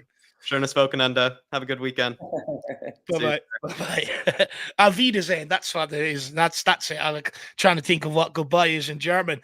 But big up, Rufus, and I do echo that message. You know, if there's anyone out there struggling, make sure you do talk. Right. It's, you know, it may not seem like the best thing at the time, but trust me, it's definitely a relief for sure. I definitely echo that message, and it's great to see him back to full health. Big up, Rufus. Where are we off to now, Jacko? Up to another man who I got to speak to quite recently, but I'm not sure what's the most recent time you've spoke to him. P. Dubs, Rhode Island's finest. Let's chat with him. Is he in his hot tub again? Is he in the back garden? Oh, he is. Let's go, boys. Come on. Looking good, man. Have you been in that all week since the 4-0? Oh, yes, man. Soaking in. These are all the tears. All the tears right here. Good answer. Good answer. All the tears. I'm so jealous. How you guys doing?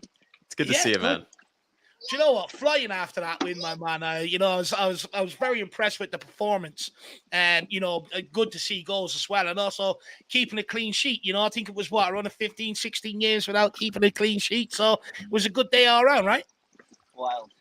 I mean, that was the last game I expected to keep the clean sheet in, but like honestly, the defense was great, and again, they shut up the most informed striker in the league, just gonna bag goals against us. Ollie Watkins did absolutely nothing. It was pure tears.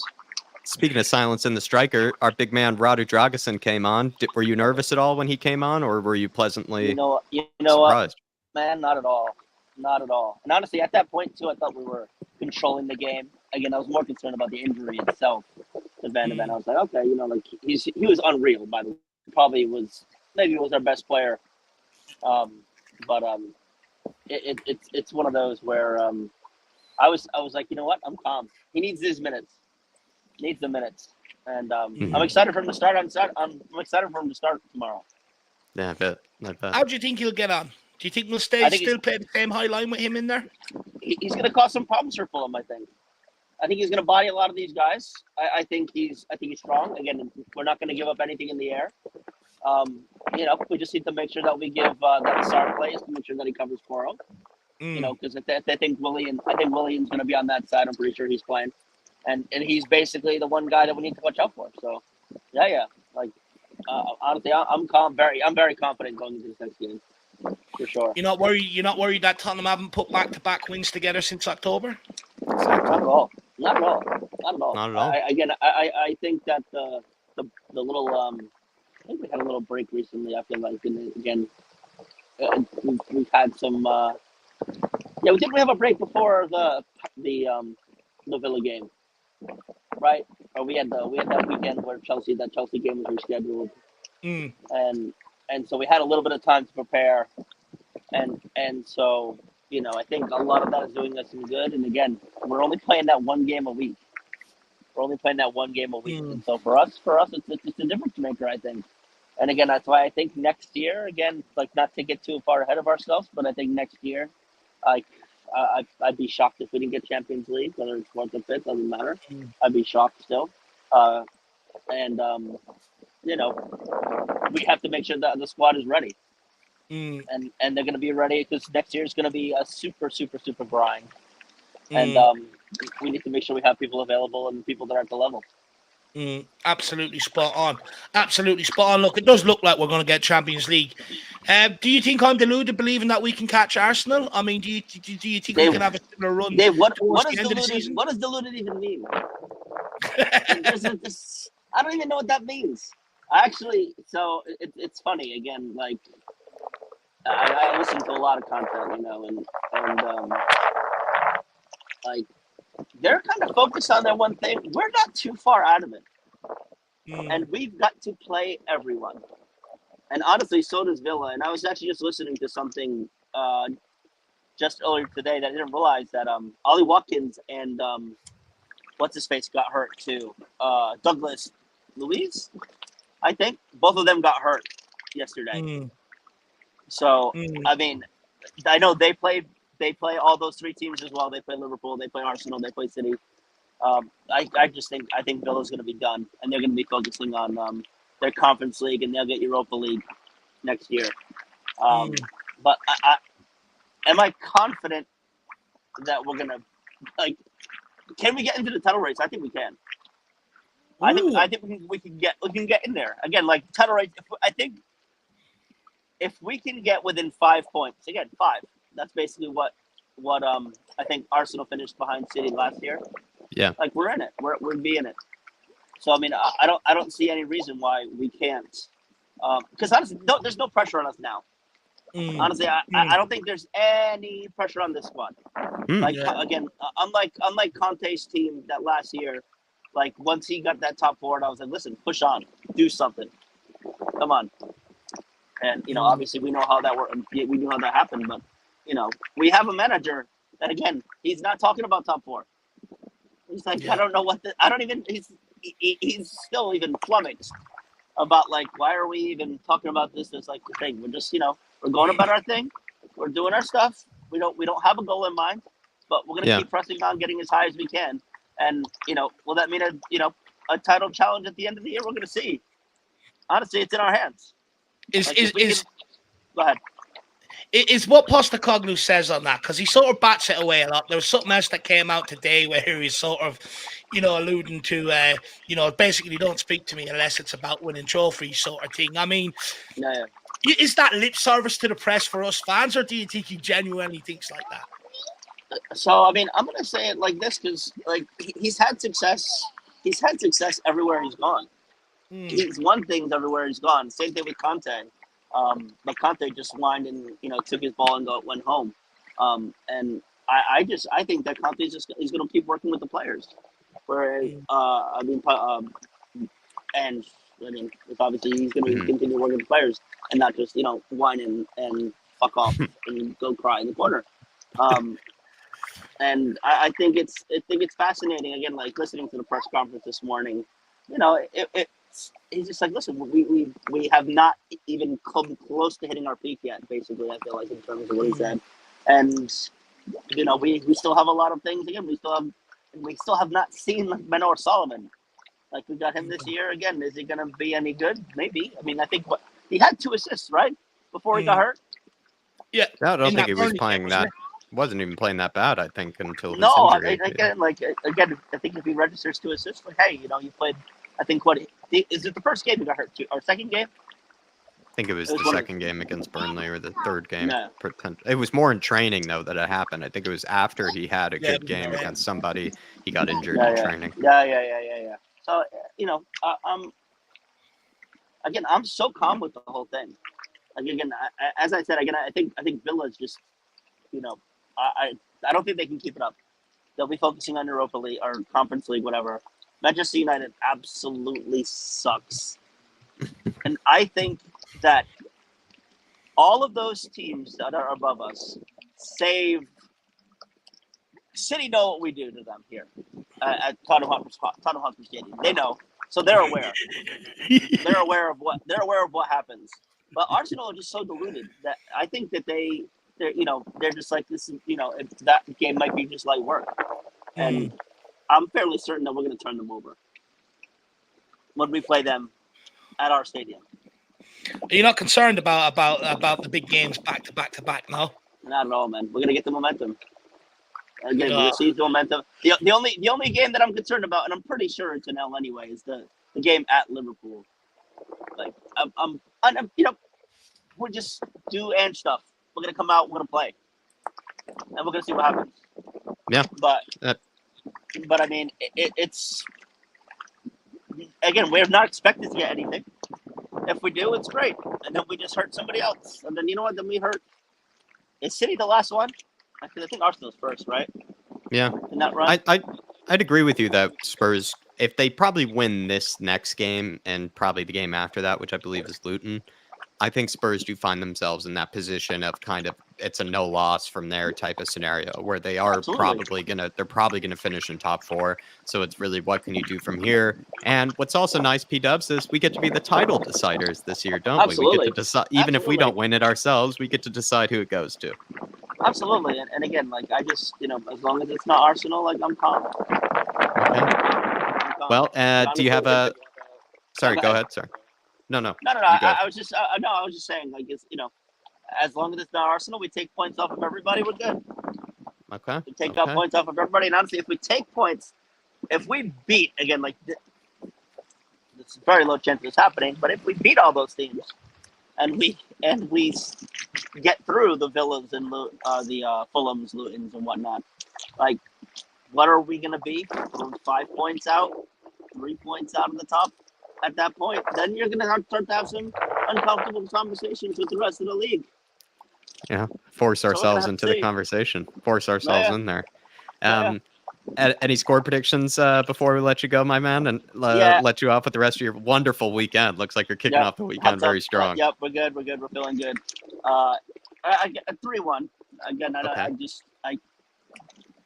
I can't imagine another clean sheet in a row, but you know what, if we do, then I'll be purring for sure. Okay. Well, I'd love to pick up another clean sheet, but I'm kind of in your boat where, or almost in your hot tub, really, where I don't know if that's really going to be happening 2 times in a row. I'm not going to get that confidence straight away. But P-Dubs, thank you, sir. Have a good rest of your evening, my man. Great chat with you. Good to see you back. Rufus and yourself back to back. That was wonderful. Great chat. We're feeling good. Loving it, boys. All right. Come on, you Spurs. Come on, you Spurs. Big up, man. P-Dubs. Rhode Island's finest. I'd love to be in a hot tub. I'd love to own a hot tub. He's living life. What an absolute legend.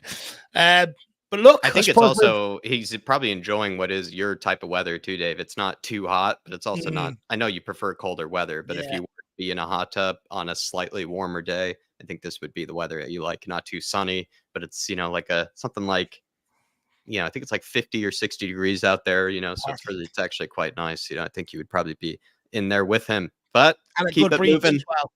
Good breeze, which is crucial. But let's keep it moving. I believe we got who's next?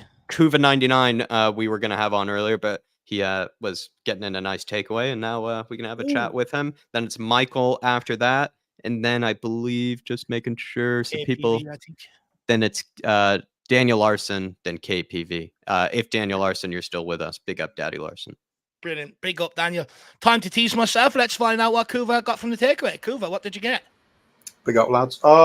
Just pizza, burger, Yeah. all the stuff I shouldn't have, but I'm going to have it anyway because you know what? It's Friday. Kids are at their Friday mums. night. I've got some me time now, so I'm just doing all the naughty stuff like you're supposed Jeez, to. I'm disappointed. I thought you would have been a kebab man, Kuva, like myself. You know, I always get disappointed when I hear people order pizza. I mix it up a bit, mate, because I like Chinese, I like Indian, I like kebabs. It's you know, just I think my favourite's got to be Indian. I should have probably gone with that, but this is a lot cheaper.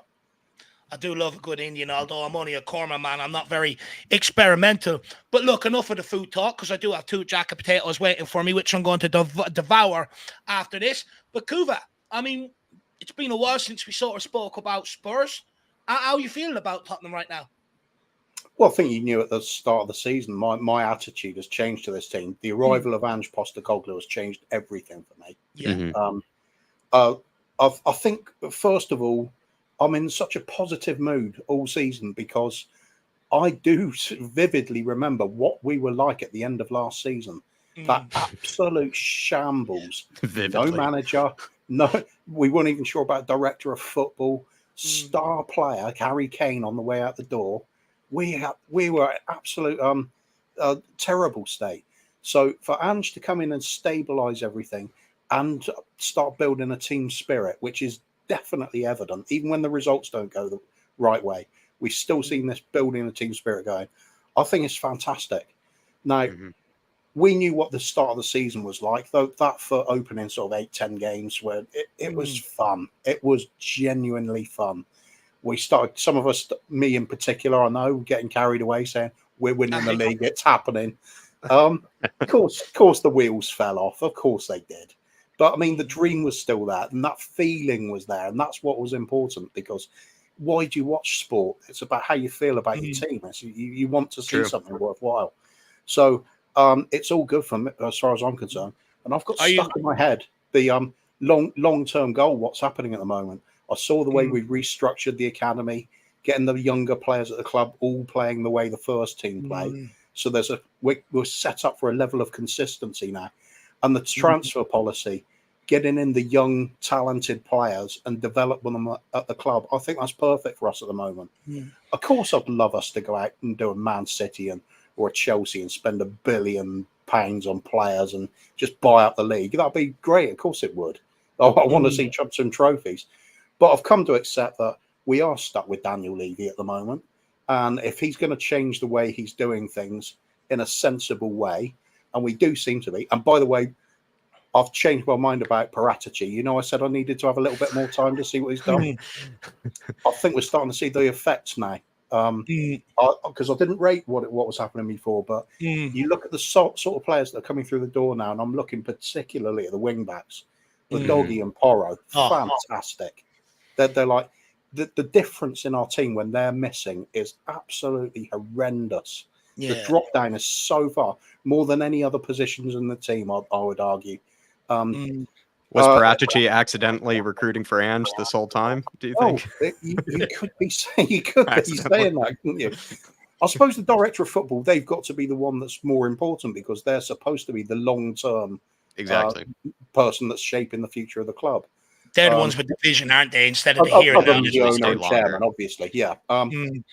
So would you give Paratici a job back at the club? I know he's in an advisor role now, but would you give him a job back at the club when his ban is finished? And I also want to ask you about the transfer policy because look, I like the transfer policy. I think we've built something brilliant here, but I'm sort of one of them. I wouldn't mind a marquee signing in the summer. I wouldn't mind deviating it from a little. I know it's got us so far, but are you with me on that, or do you think we should continue with this sort of policy? Everybody loves a marquee signing, don't they? Oh, first of all, with Paratici, would I welcome him back? No need now, is there? We've got what we need right at the moment. True. If it's working with him being an advisor and we're getting benefit from that advice, keep it as it is, no problem. Yeah, I think marquee signing, it's always great to see one of those summer transfer window, especially. You log in onto the internet constantly thinking, have we got anybody? Have we got anybody? It's an exciting thing. So, of course, you want to see a big name. But I think we're at a state where we've built this poor level squad, a very mediocre squad over several years. And we've just got to replace so many players that I'm looking at more sort of practical approach to it. I think it would be better rather than buying go out and spend 130 million or something on a player. If we go out and buy 4 players that are up and coming youngsters and they fit, there's a couple of backups for the wing backs, a couple of wingers, a creative player, whatever. I think if we're building that overall squad ethos, and we've got to aim at, in my opinion, we want to have a first team squad of 18 players or so that are all perfectly interchangeable. There's no drop off in quality. If Pedro Porro goes missing, we've got another Pedro Porro to come into the team. No worries. So if we get to that point, we're in a strong position. I hate to say it, but it's true. You have to look at our noisy neighbours down the road and see what they've done over the course of time. They've built that youngish squad, brought it through, and then when they couldn't get over the line, then they go big on signing the Declan Rice to try and get them over this. I think that's a blueprint for us. As much as I hate saying it, it's just a sensible thing. Because do you think they've been ruthless? How we need to eventually be ruthless in the way they've upgraded in certain regards? Like, they got rid of even Emile Smith-Rowe, right? They don't even play that kid anymore. Yeah, one of their own. If you're going to win in football, you've got to be ruthless. That's as simple as that. I mean, I'm of.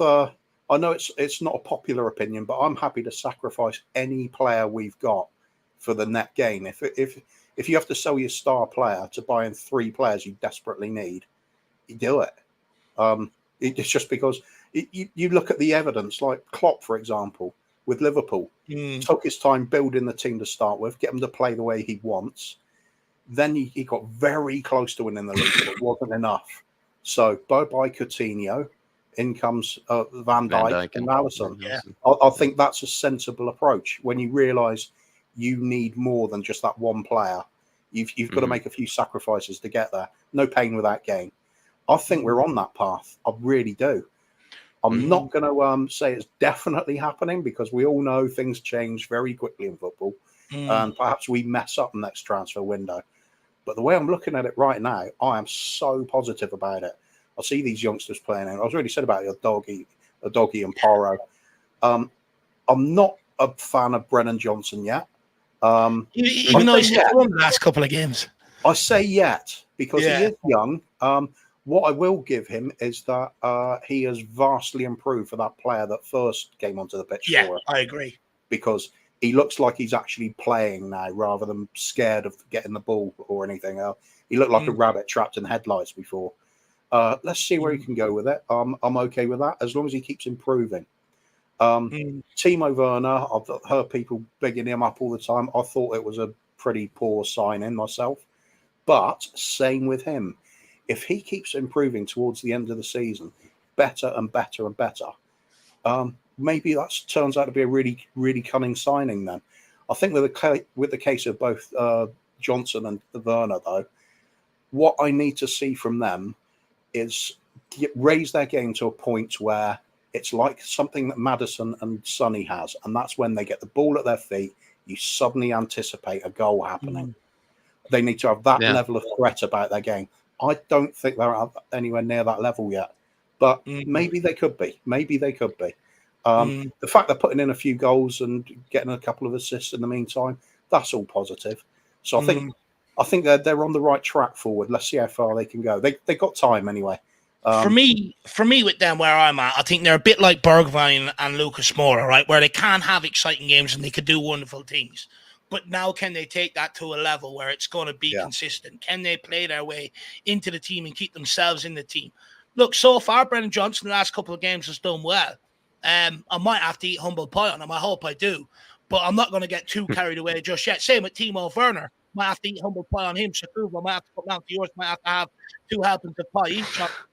But look, I really do hope I do. I only criticise players to get responses out of them. And glad to see that they are responding. But heading into tomorrow's game, you're nervous. Because Fulham's one of them. I know we've got a decent record against them and stuff, but you just don't know what Fulham team's going to turn up. And, you know, even when we do get over the line, it's sort of we've laboured over the line. We haven't gone there and played fantastic football, I'd argue. Biggest win of the season to a loss right afterwards. Don't say that. Is that what could happen? There's a few sort of conflicting stats, really, if you look up what's going on. Fulham have got a good home record for a start. Okay. I think they won 6 out of their 10. That's pretty reasonable. Yeah, that's fine. It's not bad. Yeah, that's on the counter of that would be, I'm looking at some of our star players that we need to perform. First one, Maddison. I think he's had 8 away games and he's had 9 goal involvements in those 8 games. He's on fire away. He likes to be on the road. And he's just signs that he's getting back to he's getting his form back now. That's a massive positive for us. The other statistic would be Sonny, our Captain Marvel.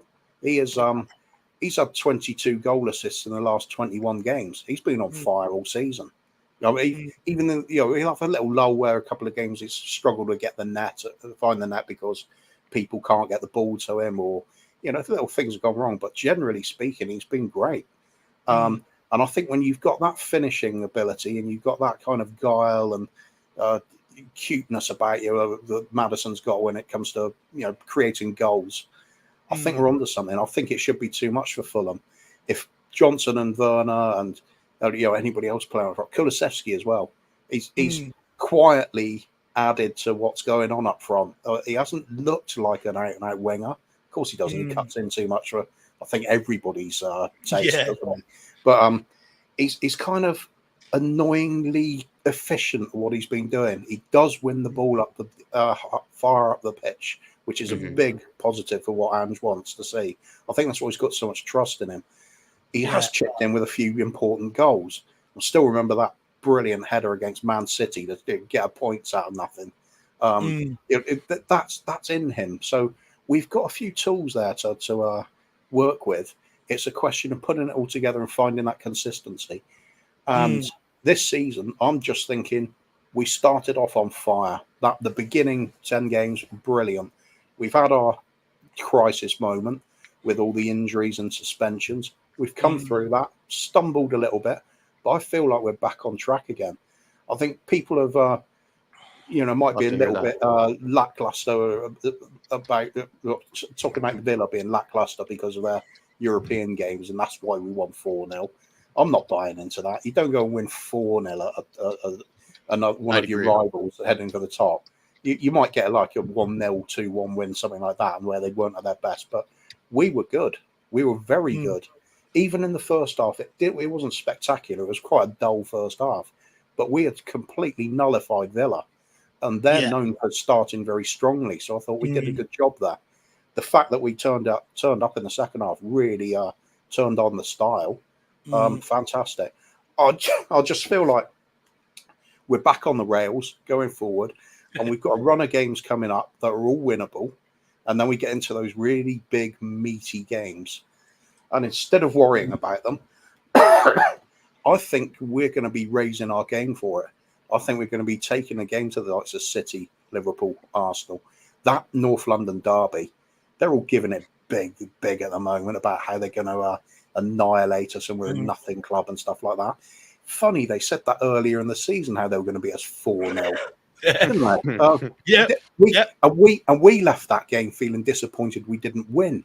That's what it's all about. So they can't write us off like that. We're going to be firing. I really believe it. I think we've got the right manager. I think we've got the right attitude in the squad. A few more additions. We're flying next season. Right now, I think it's about gaining that belief. I think finishing strongly in this season is what it's all about. I mean, I'm not gonna give up on the idea of us winning all 11. To hell with it. You should go out with that attitude. Just that fierce desire, that need to win. We get that eye of the tiger back in the team. We had it at the start of the season. Let's get it again. And I think we can be blasting away a hell of a lot of these teams. Find a bit of form. Find a bit of our finishing touches to things. Sonny, I've got no doubts about. Maddison, no doubts about. If Werner and Johnson are constantly improving, we could be finishing on a hell of a run. And who knows? If we start stringing 4 or 5 of these games together, all of them won, going into these big games, Are Arsenal, Liverpool, City all going to be perfect records up to that point? Arsenal and Liverpool got to play each other, I believe, haven't they? Yep. So that's certainly points drop for one or two, both of them. If we're catching up, nibbling at our heels. Perhaps I think it's maybe a bit much to catch all three of them. You'd imagine at least one of them's going to pull away, but fun in the meantime. And for me, it's all about that North London derby.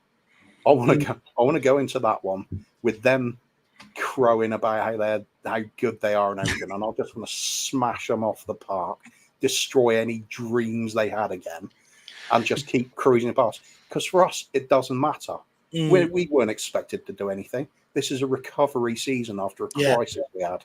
For them, they've got to win it, and it will be so funny if we're the ones that completely derail them, and better still, overtake them. Now that'll be comedy gold. You know they're sitting there waiting for St. Tottenham's Day. You just know they've already got this. They're already getting the bed sheets out, making the banners and stuff like that. So I can't wait to put an end to that. I just know they're not in the league. Well, I just remember last season where they were all outside the ground singing about their winning the league. It's like comedy stuff. They are the bottle jobs without doubt. You know when we didn't win the season when we're chasing Leicester, we were never in front. You've got to be in front to throw it away. We weren't. Arsenal were last season. That was funny. Yeah. That was joy to watch.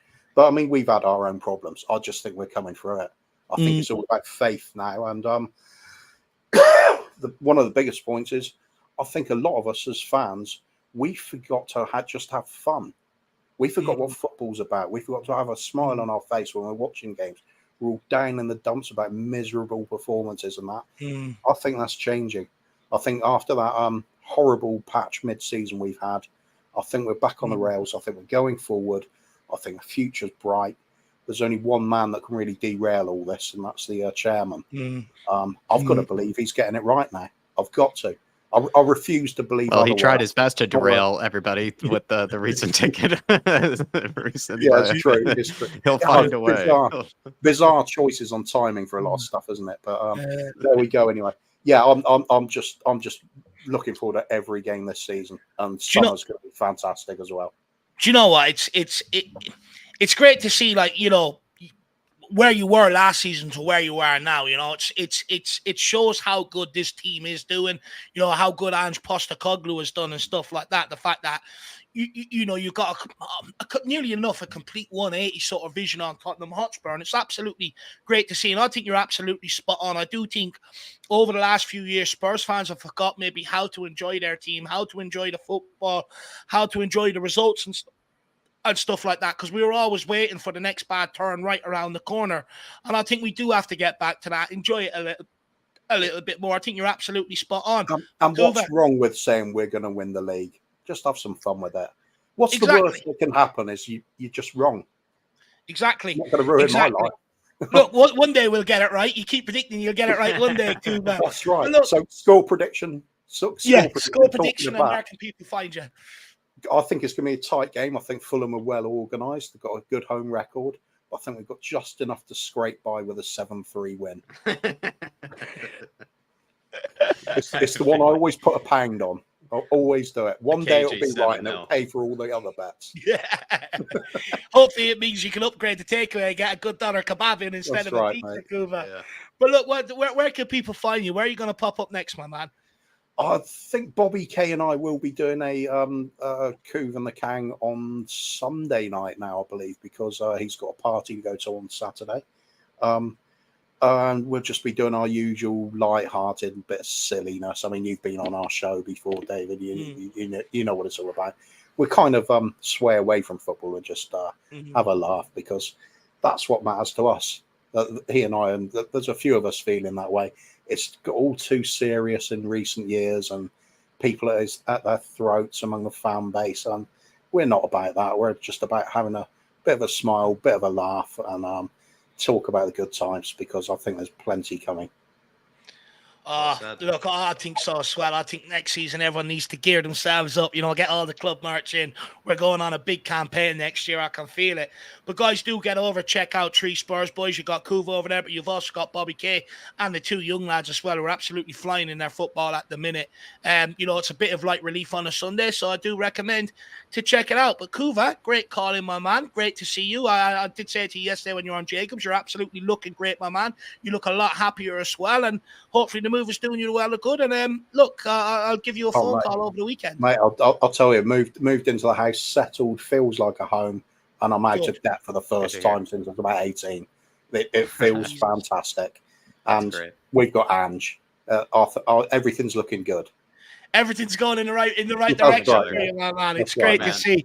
Kuva, I'll give you a phone call over the weekend. Let's have a catch up, my man. It's been way too long. Definitely, mate. Been ages.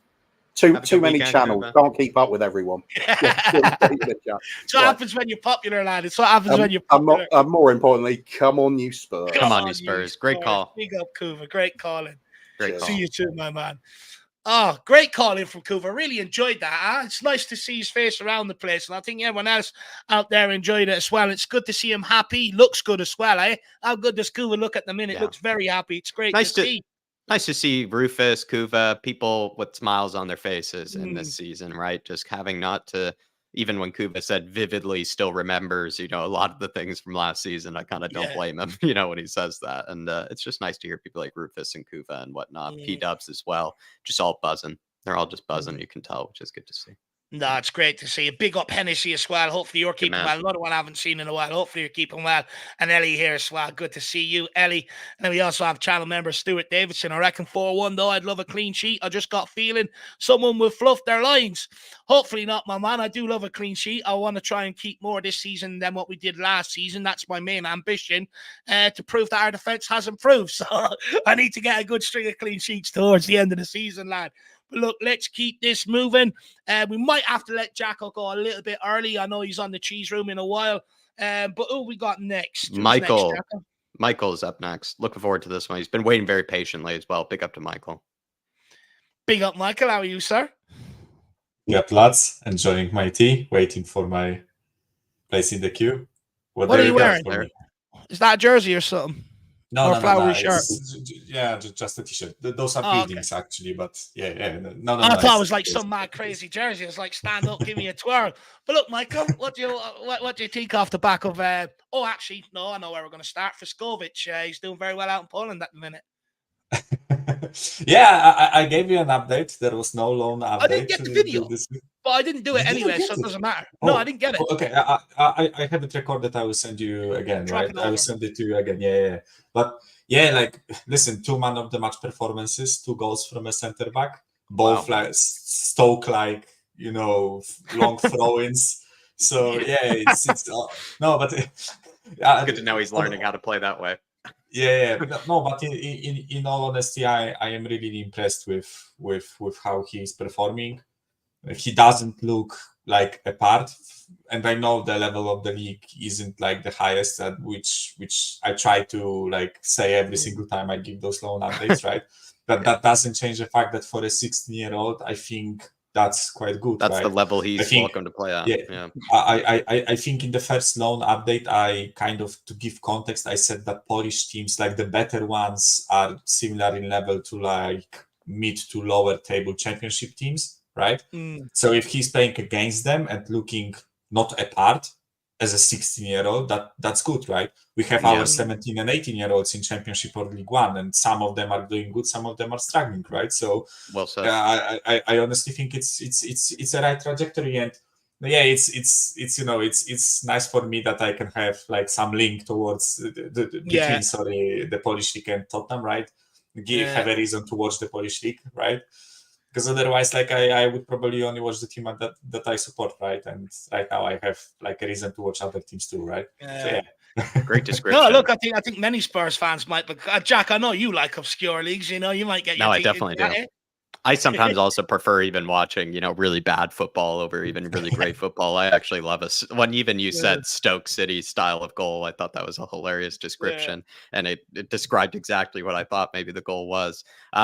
But Speaking of defenders, we'll keep on that topic. Radu Dragusin, he came in last match. He's likely going to start again. Michael, what are your thoughts on him? And especially on, I think my biggest surprise was it was sort of like Udogie, where I actually realized how big he really is. You know, once he comes onto the TV picture, it felt the same thing with Udogie when we saw him for the first time. We were like, wow, this kid is actually massive. And Dragusin gave me a similar feeling. How confident are you about him tomorrow? And also, great feeling that Eric Dyer was the previous person. What a relief. One competent defender to another. Oh, Jesus. Too much. I'm not going to support this Eric Dyer comment. Sorry, Jacko. But no, on Radu Dragusin, right? I was pleasantly surprised. I also think it helped a lot that we scored pretty much right after he came on, right? Because if the game was 0-0 for a longer time, I was... Like you always had in the back of your mind when a player is debuting in like a tight game that they might like F up due to stress or something, and then everyone just piles in on them. If you recall correctly, 2 years ago when we signed Kulusevski, I think his like first 1 or 2 games weren't that great, right? And everyone started like piling on him and saying, "Oh, well, we brought a Juve reject, whatever, right?" And all that just, and he turns out for me into a solid player that I can rely on, right? And I honestly hope that that's what Radu Dragusin gives us, right? And yeah, as I said, I think it helps a bit that we scored those goals right after he came on, but that doesn't change the fact that I was impressed with the defensive work that he did, right? He was surprisingly quick considering the size, as you mentioned, right? Because like let's be honest, Van de Ven is an exception, not a rule, right? That how fast he is not like a rule. It's honestly like something that's not ordinary, right? And of course Radu is not as fast, but he kept up with Oli Watkins, right? So big up to him with that, right? He was defensively solid. In the air, I didn't really see like many issues. I think his long balls were quite accurate. I think he wasn't like panicking on the ball, which is basically what I want in our defender, right? Which is basically what I always said that Eric Dyer lacks, right? Calmness on the ball, speed, and the ability to actually put a tackle in, right? Because like Eric Dyer always did the aura defending without any auras, right? He tried to do Van Dijk without being Van Dijk. That's that was the issue with Eric Dyer, right? And with Radu, I know it's only a 45-minute like sample size, but I'm honestly excited that I will get to see him against Fulham, right? Because I was a bit afraid that without like Van de Ven or Romero having to take a break due to either injury or fatigue, that he won't really get a chance this season. And right now, here is your chance, Radu. Will show us what you got, right?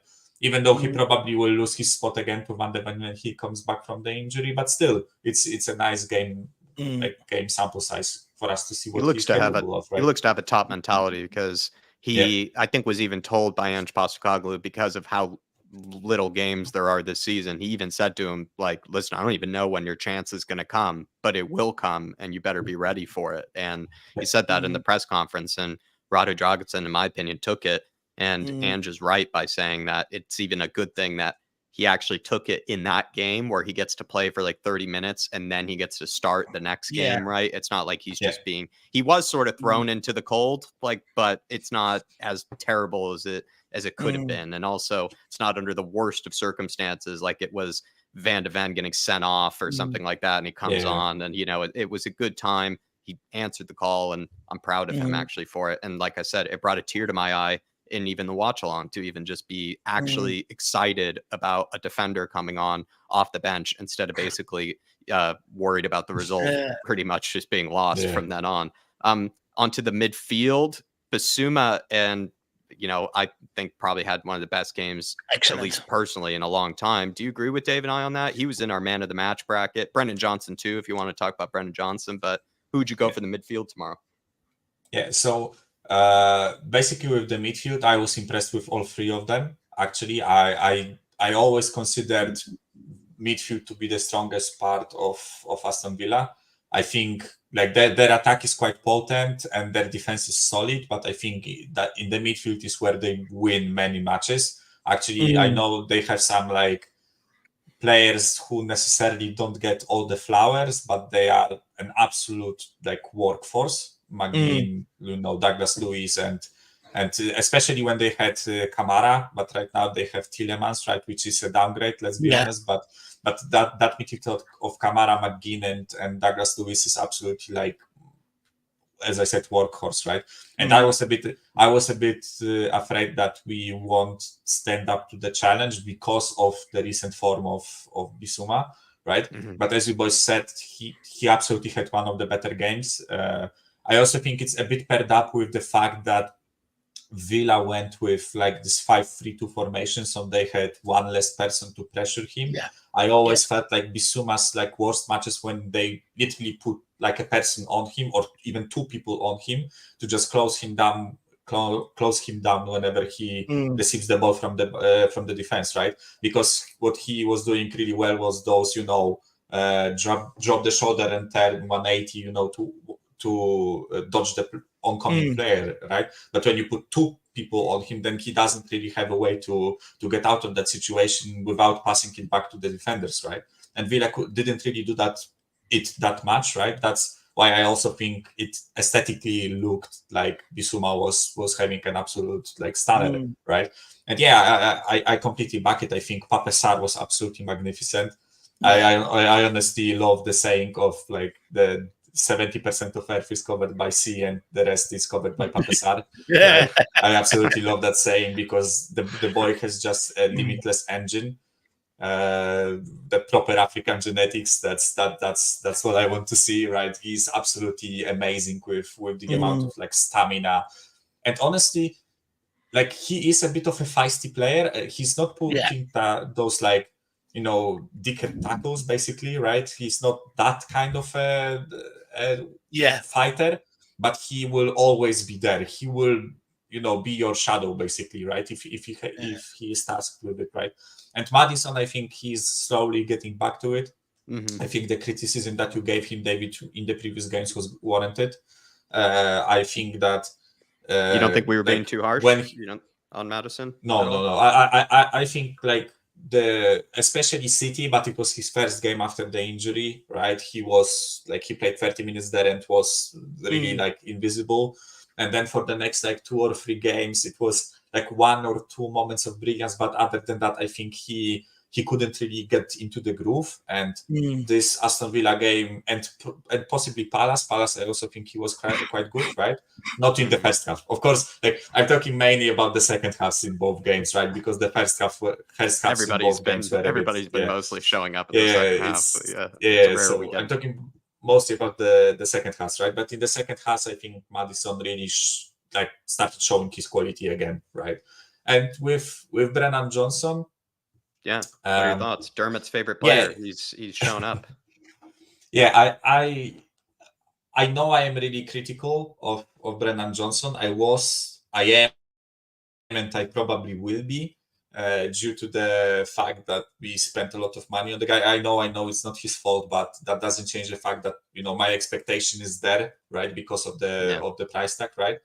But I don't want to go over the board either to one side or the other side. I always said I try to be like balanced in my opinion, and I think what he did in that game was a lot of running, a lot of pressing, a lot of like that fighting nature, which I didn't think he had. It was the first time where he showed me that he actually can be like a bit of a feisty player on the field, right? But also I have to say that there were like some things that I can criticize him for in that game. For example, if I recall correctly, he had no accurate crosses into the box with a few attempts, right? Which is still something I want to see from my wingers. But again, I think that he can develop and he can actually work on those things and prove to me that that he actually can contribute, right? Because he already kind of is proving to me that the low cross and the first time right-footed cross that he does, for a tap-in, he's good at that. He actually starts showing that he can score the goals. He's at like 4 or 5 already, right? Which is like satisfactory for me, especially considering the age, right? And I think he has room to grow. So I won't go like over the board and make like Gareth Bale comparisons and say that he will be Gareth Bale next season or whatever. But I also don't want to completely like rinse the guy for a good performance. I think the performance was solid and he was part of the reason why we were so good against Villa in that second half, especially, right? So yeah, that's how I see it. Listen, Sonny is absolutely a brilliant player. Kulusevski, he will get Kulusevski will get shit from our fans because there is no G&A, but the fact that he was directly involved in 3 of the 4 goals, I think that cannot be understated. How much work, passion, sweat, blood, and tears basically he lives on the pitch. That's underappreciated, but I really like those type of players. So yeah, basically, to summarize it all, I think the performance by the team was really brilliant. I think our fullbacks were excellent, our centre backs were excellent, our midfield was absolutely stunning, and the forward line did their job properly, right? For actually, finally, we started doing what we want to see in the forward line, right? Which is being clinical, which is creating dangerous opportunities, etc. Right? So do you then think we're going to go from the best performance of the season to then losing to Fulham, Man City to Burnley? It was whoever that was in the chat. Someone put it in the chat there, and it just been on your mind since. It rattled me when whoever put that in the chat, because they were saying it's giving me Man City to Burnley vibes, and gosh, I don't know. Shoot me down, Michael. Is that not going to happen? That better not happen. I think, at the beginning of the season, I said that I absolutely hated watching us last season, right? I even mentioned that I dodged 2 or 3 games. I didn't want to watch them because I knew how they will end. I knew that I would just get angry, pissed, and etc. Right? And at the beginning of the season, I said I want that to change, and I want to see us working on that. For the lack of a better word, Spursy mentality. So, basically, what you described, Jack, is going from the best performance of the season to losing to Fulham away is a bit Spursy in a sense, right? Yeah, it is. Because those 3 teams that are on the top of the league, right? Arsenal, Manchester City, and Liverpool. What they showed me this season is the fact that they will slap teams, but then when they have a tough game, they will find a way to shithouse a win, right? And I think if you want to be a challenger to those teams, you have to also find a way to do that, right? I also think that we need to find a way to, when given a tough opposition, we need to find a way to break them down to win, not just pass the ball around and get countered on, lose 1-0 and basically be a laughing stock, right, at that point. So I am a bit afraid that Fulham will really pose a big threat to us. I think they lack in quality, but they are extremely organized, and I think Silva is a manager that is of a school of thought that he will prepare for the enemy, not prepare for your team. Yeah. So basically, he will adjust his team and his tactic to fight the enemy, not just play his own way and try to force yourself onto the opponent, right? And I think so far with Wolves, for example, with Everton, we struggled a bit in those situations, right? Yeah. But that doesn't change the fact that I think we will win. I just don't expect us to slap Fulham. I don't think we'll slap them, especially because they have a really good record at their own ground.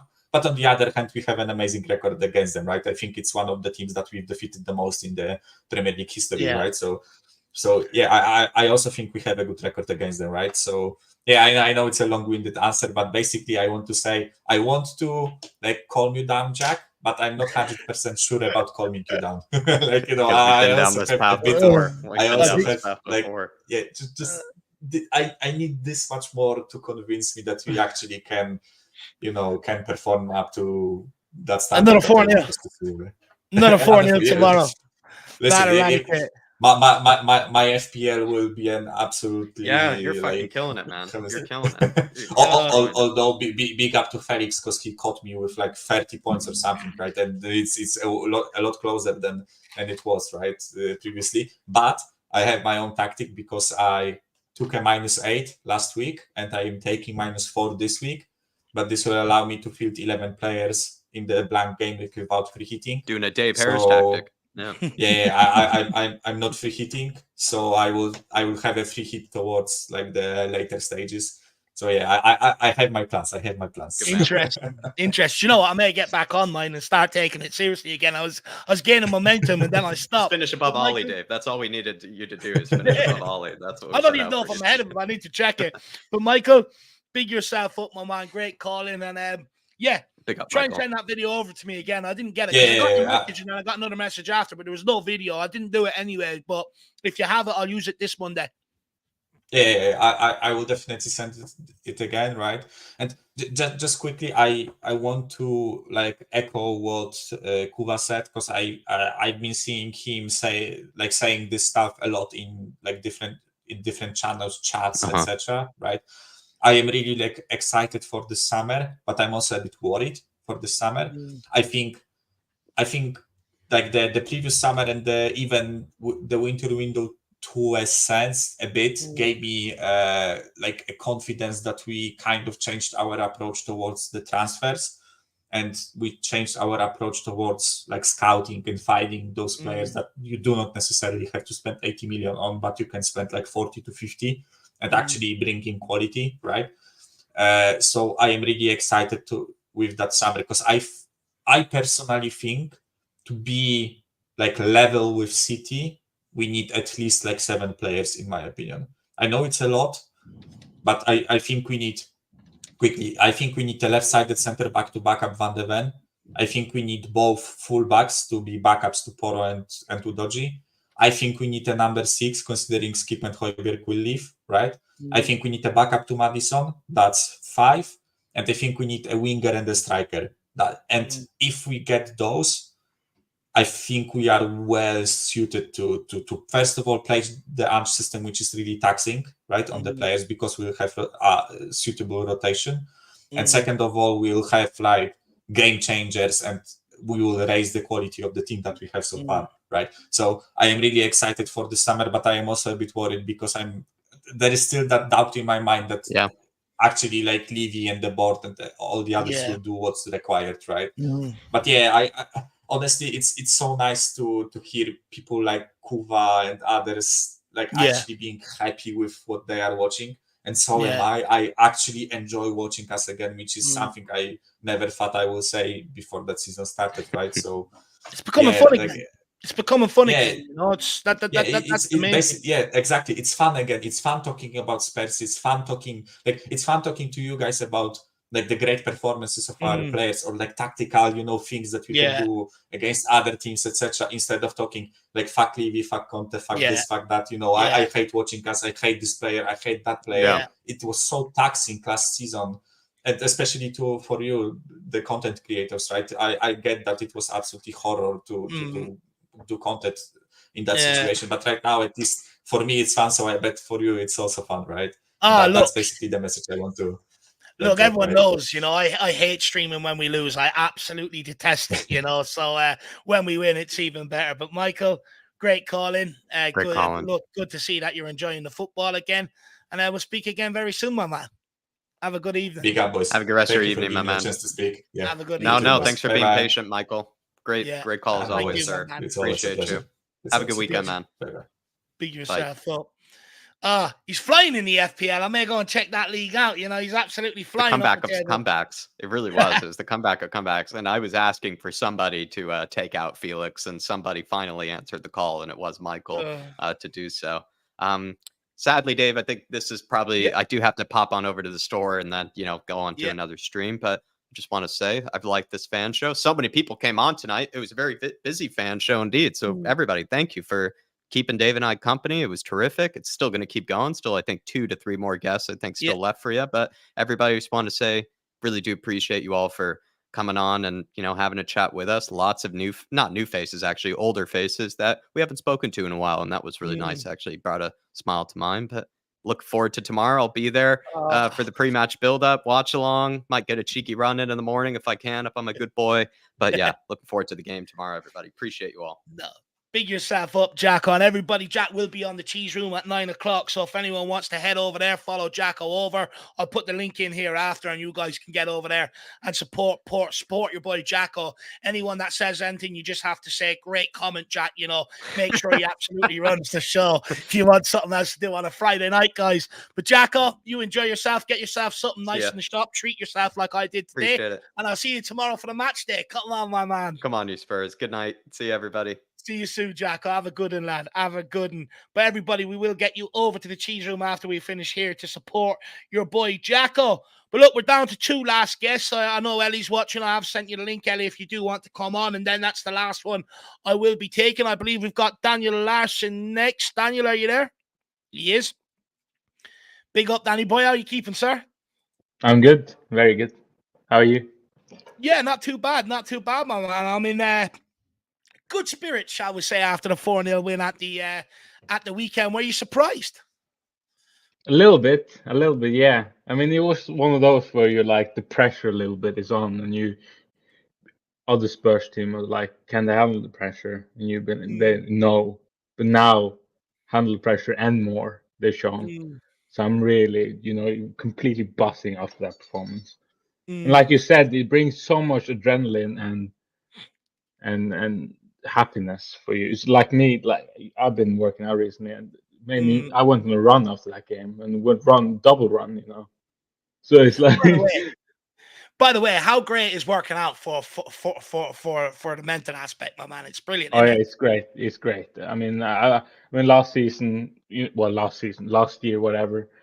I was a little bit, not on the best mental frame of mind, but after, I'm more happy and more, better. I'm a better person.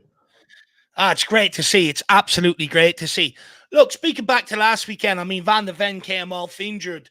I'm not going to lie, I know it's not a long-term injury, but them tweaks to the hamstring, that's already twice this season. It's only not so long ago at Wolfsburg, he had a long injury layoff from another hamstring injury. I'm starting to become a little bit concerned maybe about the frequency of them. But Dragusin came on. He looked bloody good, right? Enter the Dragusin, Daniel. What do you make of his performance? It's great to have, capable, not even backup. I mean, you never know, he could be a starter in the future because he could be that good. Just nice to have that sort of players instead of Dyer coming on or Sanchez. Did you feel an air of confidence, or did you feel different when Dragusin came on to maybe when a Sanchez or a Dyer in the past when he came off the bench? It's more, of course, confidence. I'm completely even though Van de Ven's probably been, one of our best players this season, and he's been absolutely incredible. It's just nice to be allowed. You can still breathe easier when you have Dragusin coming on, So yeah. Are you confident with him stepping in tomorrow? Do you want to see him, or do you want to see Ben Davies step in at left side of centre back tomorrow?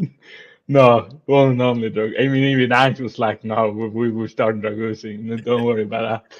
I mean, I love how the managers are saying that. No, I can't wait to see how he gets on tomorrow. It's a good opportunity for him to basically showcase his ability to Spurs fans and Ange Postecoglou and give him a bit of a selection headache when Van de Ven is back. What about Basuma last weekend? I don't know whether you agree with me, Daniel, but I think, he was absolutely outstanding. I thought every time he got the ball, he looked to turn, get forward. He was positive, and I think he set the tone for Tottenham Hotspur. I think he had, 108 touches and only lost the ball 3 times, which is absolutely incredible. Are we seeing Basuma getting back to his best, or does he still have a long way to go? It's still a bit way to go, but it's definitely in the right step, definitely. Because that's the type of performance he needs to put in basically every game. I mean, it's not harsh really, it's just reality. If you want to be that top club, and a top player in his position, you have to be consistent. So you just need to keep going. And then when he plays like that, he's one of the best midfielders in the league, So look, that's what I think. Me and maybe I don't know whether I speak for the rest of the people that get frustrated with him at times, but I think that's why people get frustrated, because he can't do that on a consistent basis. A bit like what Paul Pogba at United. Paul Pogba could turn it on like that, but then could also turn it off like that. And I do not like that. I hate seeing a player waste the natural ability that he has got. Can Basuma be that player that can produce it on a consistent basis? Do you Yes. think he has it up there to be able to lock in and do that? Yeah, he did for Brighton. So I just don't know if it is that step up, but I think you just need. I mean, he's in the right, group of play, in the right group, right team and right group of players to be around to be that. Maybe he needs to be, in the mental, of course, the mental is, of course, state as well is important for a player. And I think if you're going to be happy and positive, I think that's going to help massively for a player like him. So I just hope it continues. So do I. I'd love to see him get back to his best, but I'm still yet to see a full season out of the guy. With consistent performances, and I do think that's where I'd like to see him maybe elevate his game next season.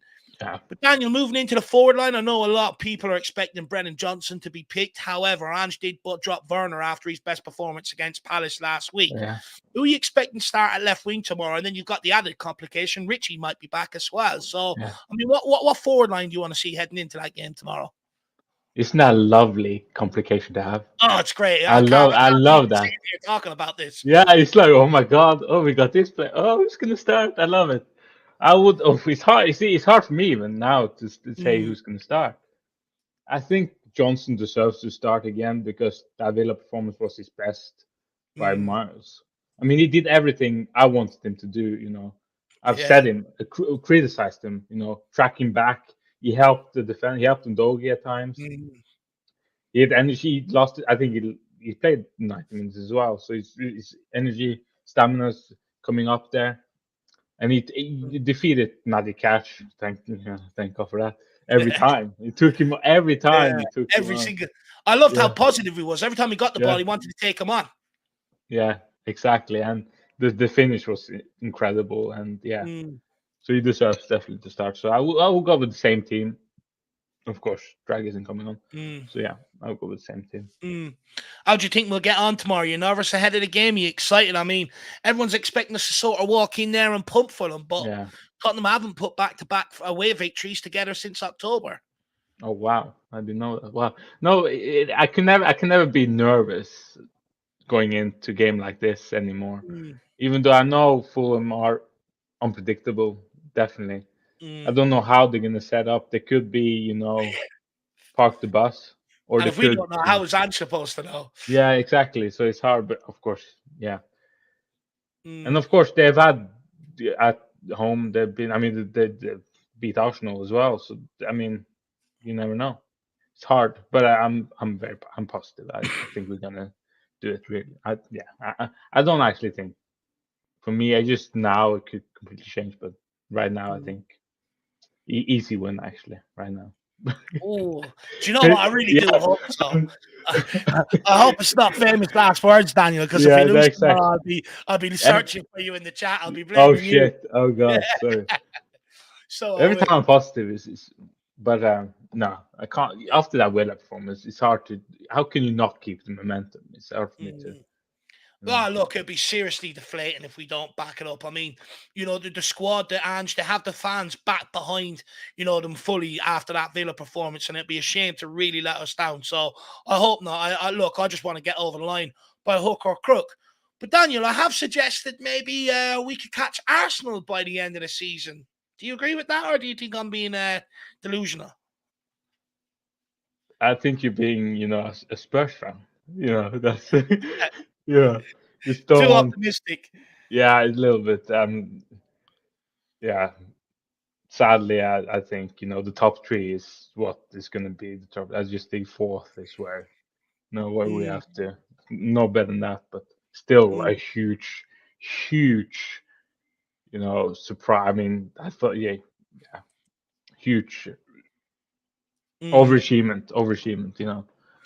In the league. No, look, it'd be a massive overachievement. That's probably just me being greedy, trying to rinse everything I can out of this season, Daniel. But look, we win tomorrow. Arsenal aren't playing this weekend; they're playing the FA Cup. And when we return from international break, if we beat Luton, who we've got at home, they've got, I think, got an away trip to Man City, so that'll close the gap to 5 points. And we've got a North London derby coming up not so long after that. So, oh my god!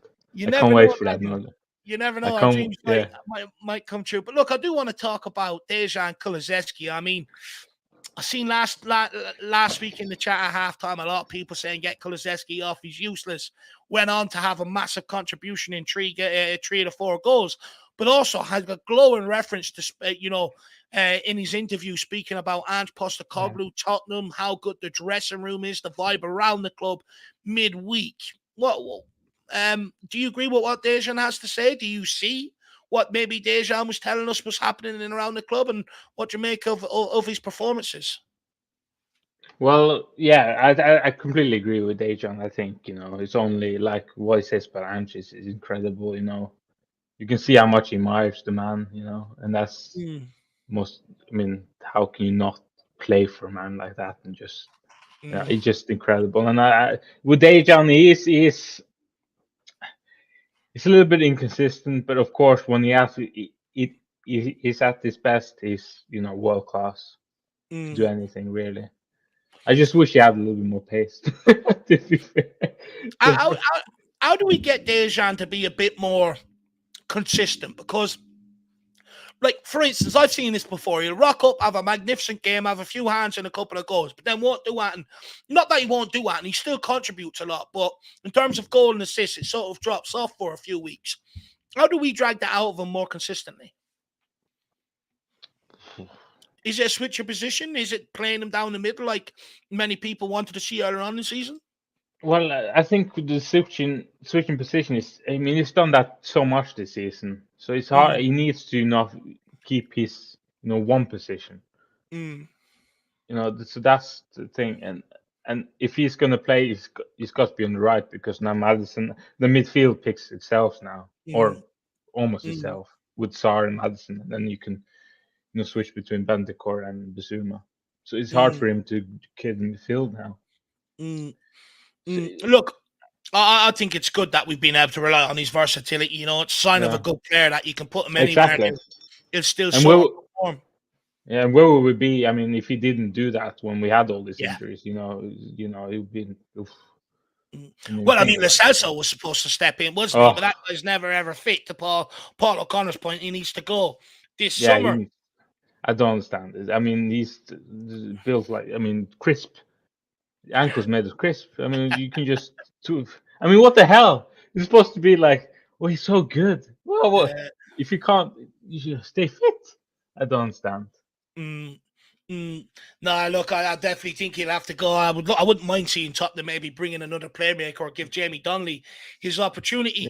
But Daniel, last question for me. I know links resurfaced today about Richarlison, potentially Saudi rumored to be interested again, looking to maybe make him a marquee signing this summer. Would you cash in or would you keep him? It's hard. It's hard. Bear in mind, he's the only player outside Son who has double goals, double-digit goals this season. Well, if the only way we can sell him if we get good amount of money for him and replace him well, that's the only way. To replace him with, is there anyone up and coming in Scandinavia? I know they're a hotbed for talent right now. Oh yeah, no, we don't have Norway. No, don't have anyone really, but. I don't think, but not that I can see, and I don't really see it. It's hard. It's hard to actually. The only one, but that I don't know if that's gonna. It's Boniface from Leverkusen. Oh yeah. Isn't he not having a bit of a flash in the pan season though? He's never really produced them numbers before, if I'm correct. No. Yeah, well, he did actually before he moved to Leverkusen. He was in Norway actually, played in Norway, and he did, But again, you're gonna do very well if you're actually talented. To be fair, but I do like him. But again, I think, it's hard. It's kind of like inconsistent. He's definitely a little bit inconsistent. It's hard. Look, that might be in the market we end up in, right? It's very hard to go and find a top level world class striker now. I think if we do go for striker, I think we might actually have to look at a player that has, in and around between 10 and 15 goals, and hopefully put him in the Ange team, and hopefully he sort of doubles that output with the chances that hopefully we'll put on the plate for him. I think that might be the route we have to go down. But then again, we're stuck with we're stuck with strikers. You know, okay, they're not as experienced as Richarlison. You've got Valise getting some experience out there at Sevilla. Dane Scarlett's being kept around. You know, Will Leicester's banging them in for under 21s and stuff like that. So, be interested to see what Spurs do in that regard. But Daniel, what's your score prediction heading into tomorrow, my man? 3-0. I'm going 3-0. He's got confident. Who's going to get us the goals? Sonny, Double, and Madison. Madison. Do you know what? He's been phenomenal away from home. I think it's 8 goals in 9 games or something like that away from home, or 8 goal involvements. It's been insane. It's mental, and it's really nice to see someone, you know, away from him taking up. The handle. Yeah, no, it is. It is. You know, if anyone steps up tomorrow, I think it will be him. If only he could capture that form and bring it to the home stadium as well. Because I think he's only got 2 goal involvements at home, which is not good enough. You know. Yeah, that's not good enough. Yeah. No, not good enough whatsoever. Who have you guys got coming up in friendlies over the international break? No, I don't know. I haven't paid attention at all. You've got some exciting team at the minute, man. How are you not paying attention to that? No, I just don't have time, to be fair. I don't have time. Only care like Spurs and too busy with work. Yeah. But no, Daniel, that's a travesty, man. You got to hop on. Yeah, but the thing, but Norway, you know, the kind of flops, bottle jobs. Sadly, we should be at fucking Euros. But they bottle it, so I can't. Do you know what? I was surprised you weren't at Euros. I was up at the Aviva watching you guys play us, and you absolutely played us off the park. You know, so I was surprised how good you were from 1 to 11, actually. But saying that, we're absolutely useless at the minute. So, but I was impressed. Odegaard pissed me off how good he was. Actually. Yeah, he's really good. That night, even set pieces, you know, I was taking set pieces in front of me, corner kicks, and I was standing there booing him as loud as I can. I had the match day program rolled up, and, you know, but it still didn't put him off, which really annoyed me. Yeah. Good mentality on him. But Daniel, great call, my man, and I'm sure I'll see you knocking around tomorrow, and hopefully we can get that win. Yeah, sure. I'm also just gonna end it with Destiny and Doji. Go on. Yeah, because I think we have probably the second best left back in the world. Something like that. Well, maybe Davis, when he's on his day, like Davis probably will. But this guy, I think if we didn't offer it, like got him on a contract to like the end of the decade, I think Real Madrid will be on after him in the summer. We didn't have, because he could play for Real Madrid, in my opinion. This is how good he is. Hey, look, I completely agree with you. I think he'll get into the Premier League team of the season at the end of the season. And I think we're look, not just him. I think we'll have a battle on our hands. Maybe not this summer, but next summer. You know, keeping the likes of Romero, Van de Ven, Doji, probably Porro, Papa Sarr. I think we're going to have a huge battle on our hands trying to keep some of these guys. But we did build the stadium, so we don't have to start our best players. I know we sold Kane, but hopefully now after that, that's a lesson learned, and we don't start our best players from here on out. But Daniel, great point, my man, on Destiny Adoji. I absolutely agree with. I actually think he's the best left back in world football in terms of both sides of the game. But great calling, my man, and I'll see you bright and early tomorrow. Hopefully, we get the win. Well, I don't know bright and early, but I'll be there. You never know. You never know. You might surprise yourself, lad. You might surprise yourself. But Daniel, have a good evening. Go and enjoy your Friday night. Don't get up to anything I wouldn't, and we'll speak again soon. Thank you. Take care, Dave, and come on, you Spurs. Come on, you Spurs. Let's go, my man. Let's go. Everybody, big up Daniel in the comments. Looking great as well. He said he's on a huge health kick out there exercising. And I would say he's a lot more calmer this year than what he was last year, which is absolutely great to see. Now we're down to the final 2 guests of the evening. I think we've got KPV next, and then we will end off with Ellie. So let's keep it going. Big up KPV. How are you, sir? I'm good. How are you keeping? I haven't seen you in a while. Where have you been? Oh, just been ill recently. I've been poorly, been having a cough. So no, not good. You back to full health now? Yeah, I'm back, and I've been watching the football, and so I've been busy. And I like Gary Neville's comment: Klopp's kids versus the £1 billion bottle job. So Gary Neville, big up, my man. And I said it. What I said. Poch is not going to win anything at Chelsea, and he's not going to win the FA Cup because he's got the team who we were going for the league with a decade ago, Leicester. So hopefully Leicester can win at the weekend at the Bridge, because we were supposed to play them in February, but they got to the final. So it's time we got revenge. But we've got those three who are in the Premier League title race, and we've got City at home first. It's time for revenge. They've never beaten us in the league at our ground, but they got lucky in the FA Cup. Victoria was failed, so City fans, that's the only win. We've got them in the league, and then we got those teams. Then we got them lot down Seven Sisters Road, who they've learned the draw today. They've got Bayern Munich. So Harry, you know what to do, mate. Knock them out, and yeah, and then we've got Liverpool at Anfield. Like they're still crying about Diaz's goal offside. Well, get over it. You got done over in September, and Anfield, we should have beaten them there 2 years ago. But how was Jota not sent off for that kick on skip last season? I don't know. But when we go around, we've got them three. So I just don't want Arsenal winning it, because big up to Carl Walker. He doesn't want Arsenal winning it due to his allegiances with Tottenham. So he's actually got a Tottenham tattoo on him, I was told by a mate of mine from the Spurs shop today in Harlow. So yeah, good luck, Carl Walker. Miss you, mate. And yeah, please beat them lot, because even though your mate goalkeeper Ederson's out, so just make sure you batter them, and I'll love it. And I think we can still catch them, and I just don't, because we're not going to finish below them for 2 seasons in a row, even though we finished above them 6 years in a row. But it's time to catch them. And but yeah, great win at Villa Park last weekend, and them lot posting in November, 3-point lane, beating us 2 seasons in a row. You got lucky, like, but McGinn, dirty tackle on the I doggy. seen some Villa fans saying it wasn't a sending off, KPV. Were you dismayed by some of the comments? What Arsenal fans or Villa fans? Villa fans.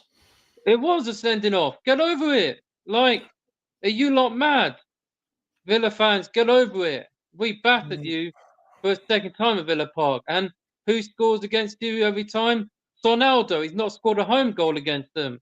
And when we've been there, he's scored. And Kulu's been involved in that time too. He assisted Son for the hat trick under Conte. We battered them 4-0. And this is the second time we've done it. And Unai Emery is winning one against us. It's over. I called it before the game last weekend. We're going to end it. And he got battered.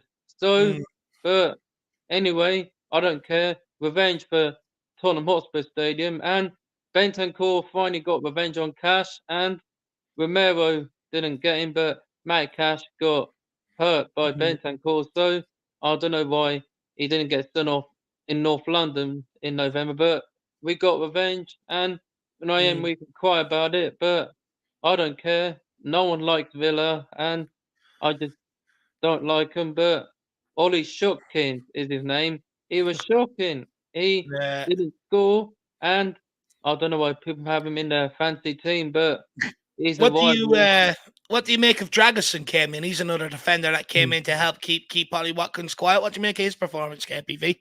Brilliant. Like, yeah, he was brilliant last weekend, and I see Matt Cash kick the ball into, Dragosin where it hurt. But yeah, I thought he was brilliant, and I don't know why he got booked, but he had to take one for the team and injure a Villa player. Brilliant win. And Timo Werner, as our expressions calls him, like. Would you take the 50 million to sign him in the summer? Yeah. I take it. Like, I don't know why people won't, but I take it. And is he good enough? Is he what we need? Well, we do need like a strike or something if we were to sell Richarlison. Like Werner is a striker, it says in FPL. So yeah, I think he's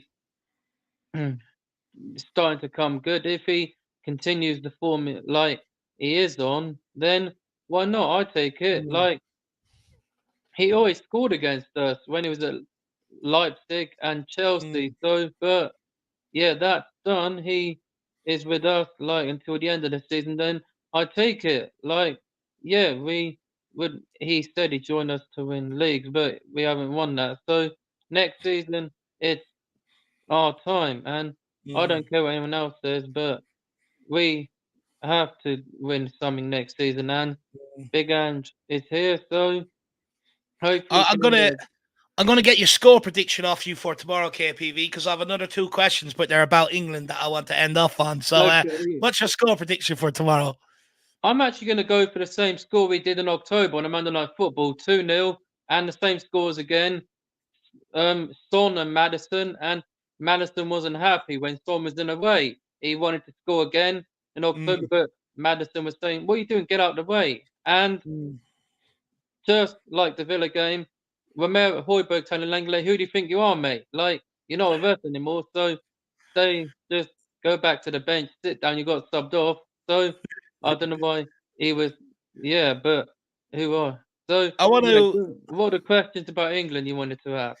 Yeah, so I want to ask you about Ben White.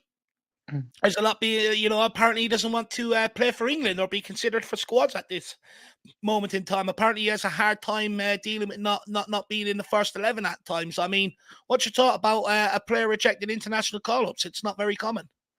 I think it was probably to do with, I don't know, he wasn't like probably family business. Maybe that's why he doesn't want to be in a team. Like Well, he's playing week in, week out for Arsenal, though. Like probably, but why did Gareth select him for the Euros in 2020 when he was at Brighton and like he didn't play?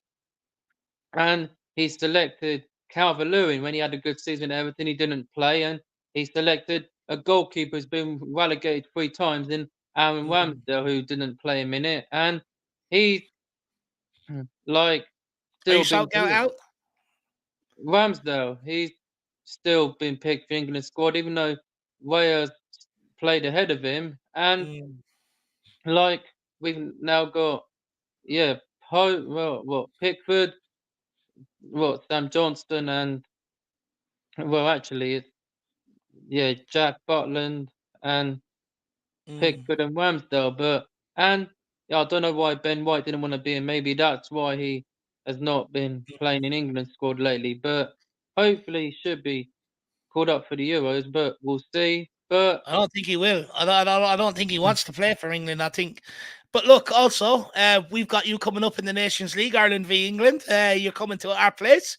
You're probably going to turn us over. You looking forward to that game? Yeah, but I am half Irish because Patrick is an Irish name and that is my name. So KPV Derby, but yeah, we won't talk about the rugby. I don't really care if anyone's gonna moan about it. Like Irish people don't moan. John Cena didn't moan about his WrestleMania match in 2012. He didn't bitch. He didn't moan. He didn't complain. He took it like a man. Move on. That's what you lot Irish people do. You move on. And Don't know about that. I don't know about that, yeah, KPV. We do like a good moan.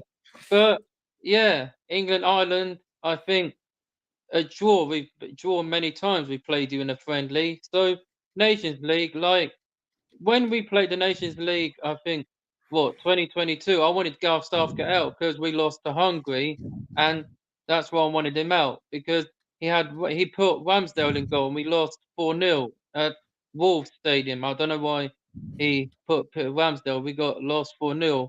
Hungary beat us 2 times, but that's why I wanted him out. But Pickford's never let England down, and he's England's number 1 for a reason. Ramsdale will never be England number 1. Pickford is more experienced than Ramsdale, but England, Ireland, gonna be Kane versus the Irish Cafu and Doherty. So Kane versus Parrott. Parrott, yeah, and like Doherty as well has probably been selected. Yeah, he's useless. Yeah, Matt, the Irish Cafu, that's his name still, but he. Yeah, Seamus Coleman, I believe, has been selected, if I'm not mistaken. Everton A few captain. new faces in the squad as well. Sammy Smollick's from Blackburn, who's been brilliant so far this season. He's in there as well. Be interesting. Be interesting. It'd be a good test. It'd be a good test. And I want to say another thing. I'm sorry, Ali, for your loss, mate. You lost your fiance, Ellie, not the one who's coming on, but the other one, ELLIE. I'm sorry you lost your fiance, mate. She was part of the Spurs community, and she enjoyed going to Spurs games with you. So I'm sorry if you lost, mate. And Spurs, please, can we come together for her? It would be nice. And 27th minute at home to Luton. That's when they got engaged on the 27th. Must have been, I don't know, January or February something time, but whenever. So yeah, rest in peace, and let's come together. So yeah, and hopefully we'll win a trophy next season. That would be nice for her. So and get the win tomorrow, and yeah, so bring on that game, and then we've got what I believe we've got City and Arsenal in the space of, and then before we play Liverpool. So Klopp's final season gonna turn him over Anfield, even though we've not won since 2011 when we done a double under Redknapp, who has never lost to Liverpool. Yeah, it was only in 2009-10, but he's beaten them at home. He's never lost a home game to them, but he was the last Spurs force. So hopefully Big Ange can take 6 points off Liverpool, and I Klopp hope so. is going to lose again, but good luck. So but I'm off. Ellie, Big up you're an KPV. excellent friend, and I'll see you when I next see you. But bring on tomorrow, and then the next couple of games are going to be interesting. But yeah, looks like the Irons have done the Premier League a favour, 5th place Champions League, but that's going to be us. I want top 4, not 5th. But yeah, 5th place in Champions League, I'll be happy, and just hopefully Kane can knock them people out. Arsenal, I'd love it. I don't want them, because if Arsenal win a double, I'm leaving the UK. That's Don't my worry. concern. Don't I worry, don't want them KPV. winning. Make yourself comfortable, my man. It's definitely not going to happen. They won't win a double. They go Yeah, out to but Bayern, hopefully and then we'll Hamilton also will take come them out out, the mate, title and I'll race. be happy. But anyway, like I said many times, I'm off to listen to Let the Dogs Out. I'm going to change the word from dogs to hounds. And who let the dogs out? Enjoy. Vicario did. Vicario did. So Big and up. Adogi, because they've been called up to Italy squad. So well done. And Vicario, I think, is better than Donnarumma, because Donnarumma's been poor for Italy recently. So Vicario is Italy's number 1. So I don't care if any Spot on. Italians say in the chat. It's Vicario for me. So I'm off. Ellie, I'll speak to you soon. And as always, come on, you Spurs. Big Come on, Andrew you Spurs. Spurs. In the hands we trust. Big Yeah. up, KPV. Big You have a up. good Friday evening, sir. Yeah. Don't do anything I wouldn't, and we'll speak again soon. Come on, you Yeah, Spurs. speak again soon. Come on, you Spurs. See you, my man. Come on. Have a good See one. you. Good to see Love you you, back, mate. by the way. Great to see KPV back, back to full health as well. He said he wasn't feeling too well there for a while, so it is great to see him back in action. And we are on to the last guest of the evening, and then we will be ending off, and we'll be back here at 1 o'clock tomorrow for the pre-match build-up. But also there's a predicted lineup out if anyone wants to check that out. I'd say one of my best ones to date. So I would appreciate if you could get in there, give me a couple of comments and a like. That would be absolutely awesome. But let's bring on Ellie. Sorry, how dare I? Queen Ellie. And let's hear what she has to say. Let's see what sort of mood she's in. Ellie, you there, my dear?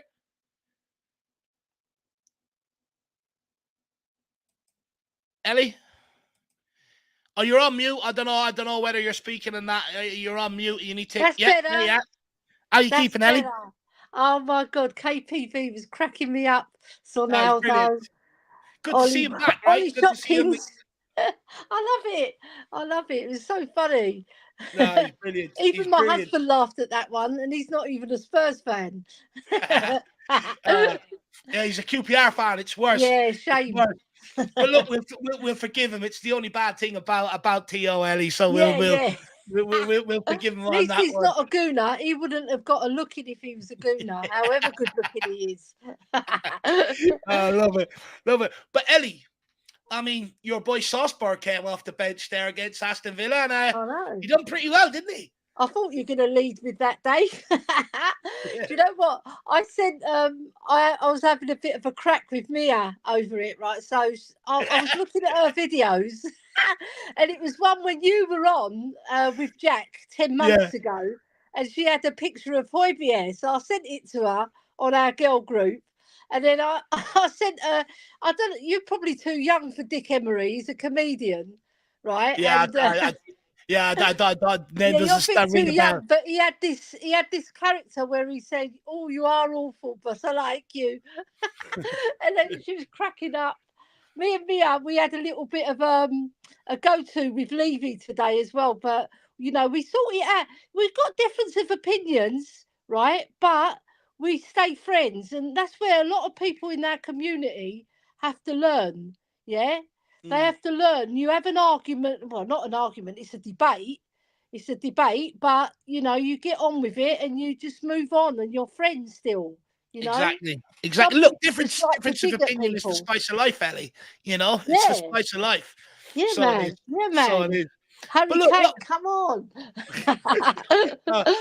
I'd say me was fuming when Højbjerg done the step over and that.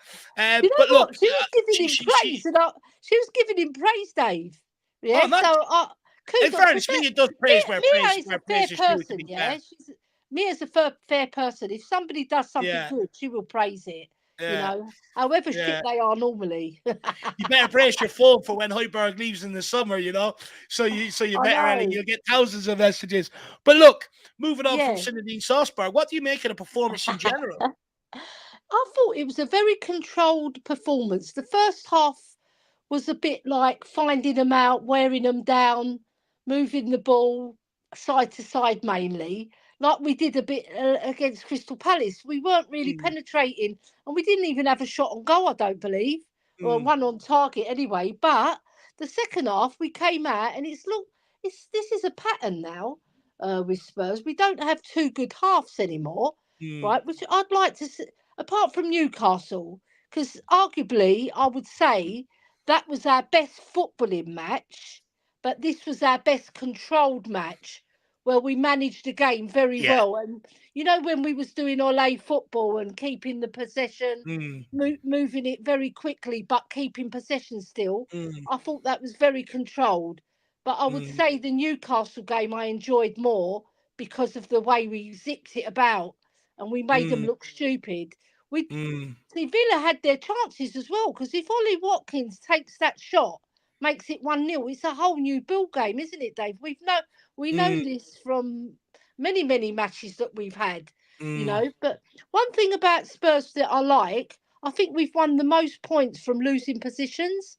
I think it's 18. I think we're up there. Yeah, I think you're right on that. I think we're close or thereabouts. Yeah. So even if we go down, we can recover. That's one good thing about this team, which is that's where the "we never stop" saying comes from.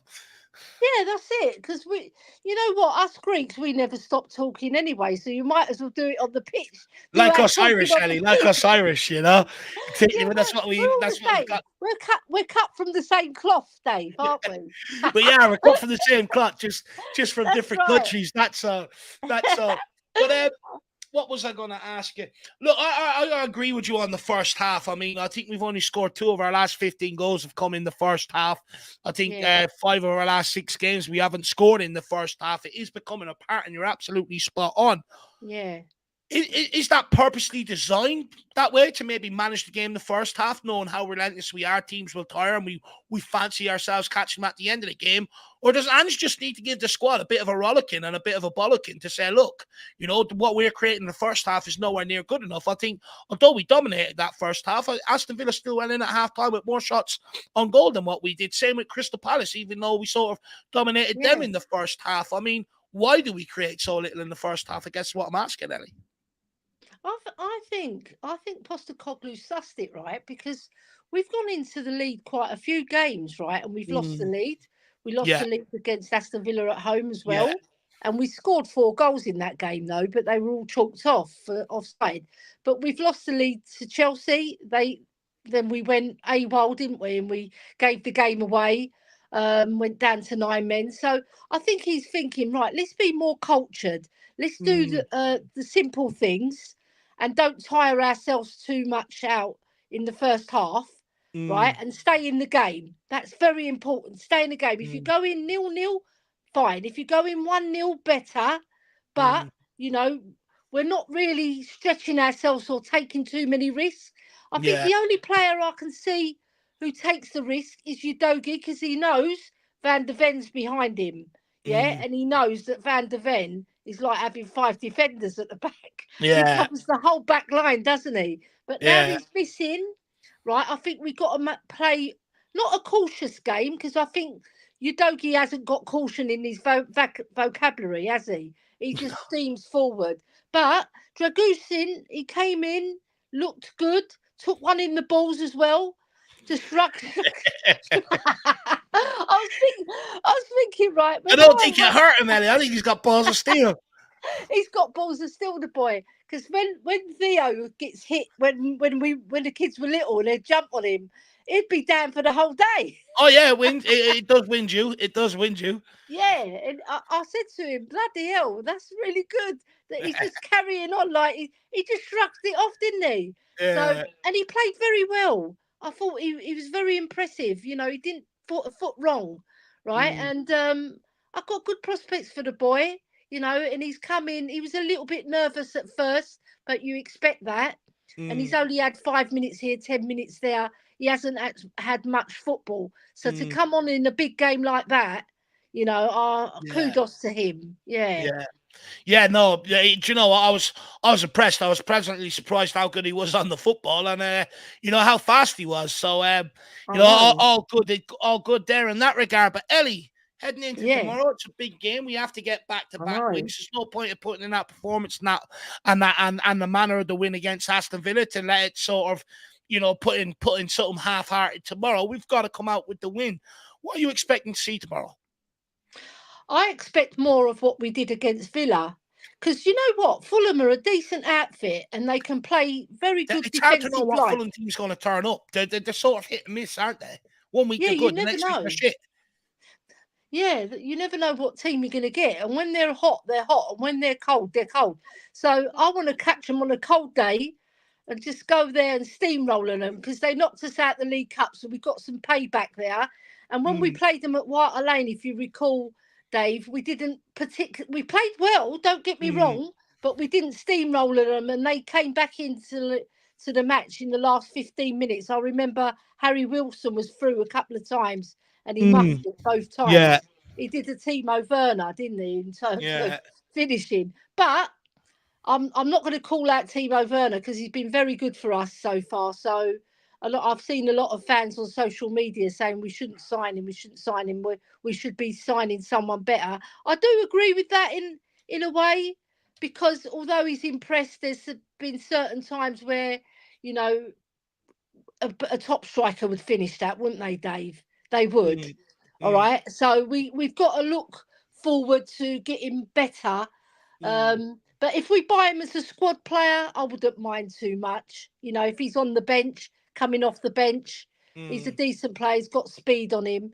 But I expect us to go to Fulham, dominate the possession, and do what we did to Villa and just bang them in. I'm expecting at least a 3 or 4-1 win, because I think they will score. Do you? Yeah. Do you know, I don't want them to. I want to keep a clean sheet. You know, I want to. So do I, but I just think they will score, because they scored at White Hart Lane and they regularly score against us. But we normally, we've probably won about 80 to 90% of the matches that we've played with them over recent years. So we should be getting the win, Dave. If we don't win there, it's a step back in my book, because they're only mid-table. So if we've got Champions League ambitions or further, even more, like Cooper said, right? I like Cooper; he's lovely, isn't he? I love the way he predicts things. Right? Like Cooper said, if Arsenal lose a couple, we win a couple, then we play them. We're right back in there to finish above them. All right, maybe we don't win the league because it's a big ask for 3 clubs to drop off the league, but we've got to be going to full places like Fulham and getting those 3 points and bringing them back to White Hart Lane. Look, I completely agree. I think it'll be Spurs if we don't come out with a win tomorrow. Even a draw, I'm going to be pissed off and unsatisfied with.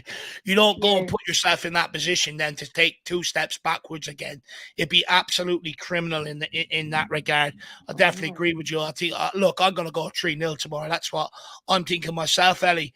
But look, Ellie, it's been good to chat to you. What's coming up? Where are we going to see you next?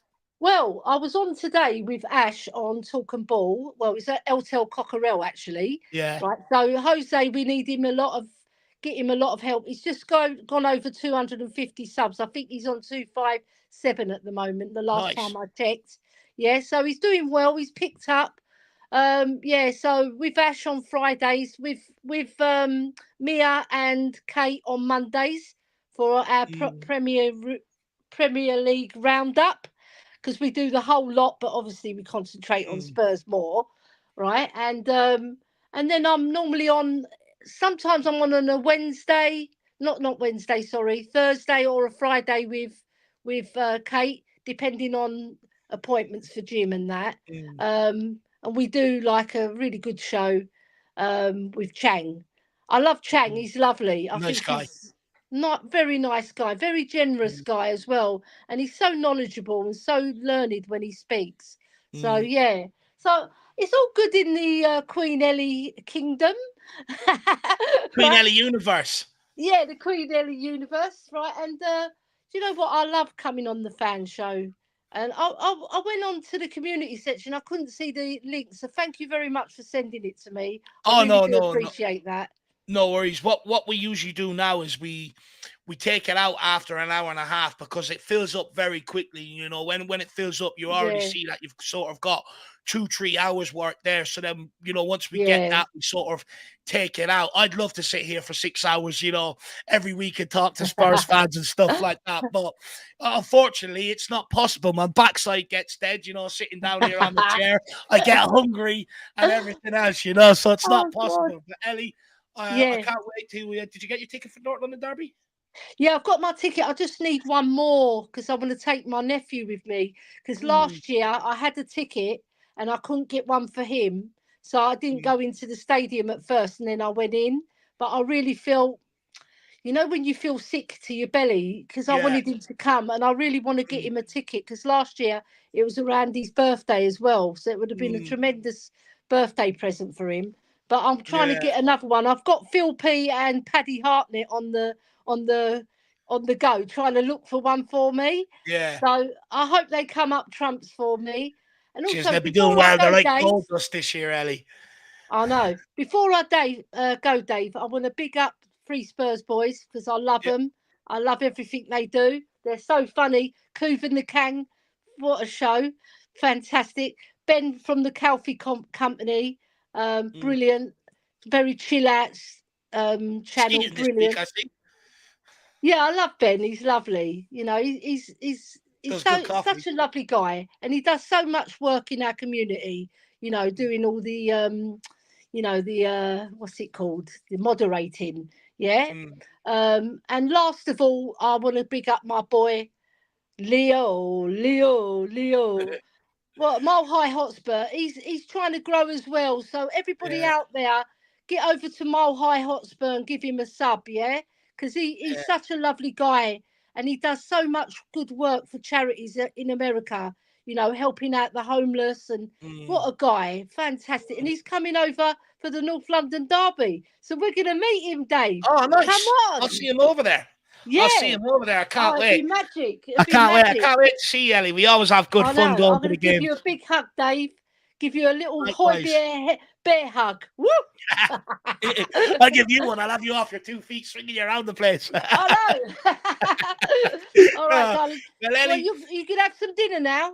I am. I tell you. Do you know what? Just quickly before I let you go, I don't know. You've probably already seen him. Spudman. Have you seen some of his videos across social media? Yeah. Right, so it looks absolutely fantastic, by the way. I mean, when I do ever get a chance to go there, I'm going to get one of every topping. But the jacket potatoes is something that I used to, when I was living in England, I used to eat. But over here, not so much. But since seeing him, I've been dying for jacket potatoes. So that's what I've got for dinner. I've got jacket potatoes with beans and cheese and stuff like that. Oh, so lovely. I can't wait to tuck into it. Yeah. And then I've got last night's episode of The Apprentice on record, so I'll watch that as well while having it. It's a really good one. It's a really good one. Is it? I love Alan Sugar. He's fantastic. Yeah, so do I. He just takes the piss out of everybody. Yeah, no, he's absolutely she's ruthless as well. Oh yeah, before I go as well, I just want to big up the Spurs ladies, my former team, for making history at Spurs, making the FA Cup semi-finals, been drawn against Leicester, and they're going to play it at White Hart Lane.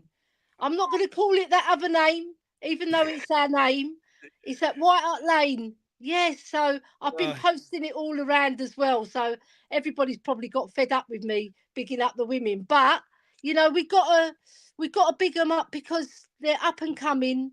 And I'm really hoping that actually Chelsea get to the final, because I believe Manchester United, who we've got Gracie Clinton off, she won't be able to play in the final because she's a loanee. I think it works the same way as the men's game, but I have to check that out because they might have a different rule. I'm not sure. But if so, to take Chelsea as a scalp would be fantastic. And we only narrowly lost to them at their stadium 2-1 this season, and we played very, very well. We gave them a very good game. So, and we've been up in our performances. So, yeah, it's all good at the Spurs ladies as well.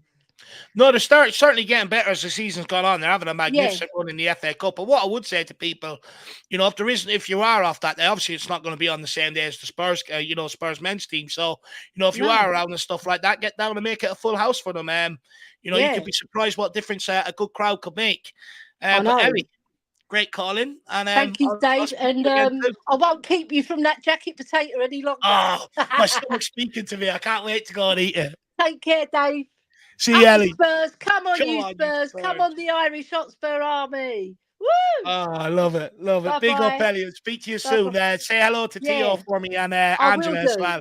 I will do, Dave. Take care. See you soon, Ellie. Bye-bye. Bye-bye. That's the great Queen Ellie Hoiberg, guys. Make sure you give her a lot of love. And well, she always gets a lot. I don't even need to tell you. You always give her a lot of love. It speaks to the character, the person she is. She's absolutely fantastic. She does spend a lot of time doing stuff with Kate. So make sure you get over and check that out. Just a girl who loves Spurs. And also, no Mia tonight, so that's just a girl who loves Spurs. Get over, check that out. Smash the subscribe button, guys. And also, no Mia tonight, but you know, she's another great content creator as well. So make sure you get over and check out Spurs Between the Lines. Give me a cheeky little plug there as well before we end off. But guys, not going to lie, your boy's very, very hungry. Very hungry because, you know, I've been putting all the stuff together for tomorrow, doing my pre-record, you know, like the predicted lineup, which is out now for you guys to go and view and stuff like that. And then straight into the fan show. So it's been a long day. And now I'm going off to enjoy my jacket potatoes, and I cannot wait. I will see you, hopefully see you all back here at 1 o'clock tomorrow. I don't want to take it for granted. I know you guys are busy, but we will be kicking off the pre-match build-up at 1 p.m. tomorrow, so hopefully we'll see a lot of you guys here for that. But guys, that's it for me. You go off and enjoy your evening. Do not get into any trouble. Try not to get arrested. Enjoy yourselves. Enjoy your Friday night. I'll see you back here tomorrow. As always, come on, you Spurs. In the mighty hands we trust. We never stop. And then lastly, Jacko is on the cheese room right now. So I'm going to get you the link for that if you want to get over there and give your boy Jacko some love. But before you do, if you could check out my predicted lineup, like I said, I think it's one of my best this season. And throw me a sneaky comment and a like. That would be absolutely unbelievable. Just giving you the link for the cheese room now to get over there and support Jacko. So there it is there in the chats. I want to say big up, Del. Hopefully we'll see you tomorrow, Derek. Big up, my man. Always good to see you. Always good to see Paul O'Connor. See you for the watch along and try and make the pump up. Well, Paul, if you don't make the pump up, I'll see you for the watch along, my man. Hopefully you enjoy the rest of your evening. Hopefully your hangover is wearing off, Paul. And Lee Nerry, great show, Dave. Enjoy your dinner. Catch up tomorrow on the warm-up show. Oh, I can't wait. I absolutely cannot wait. That's enough. People talk to me about food. I'm out of here, guys. Go and have a good evening. Come on, you Spurs.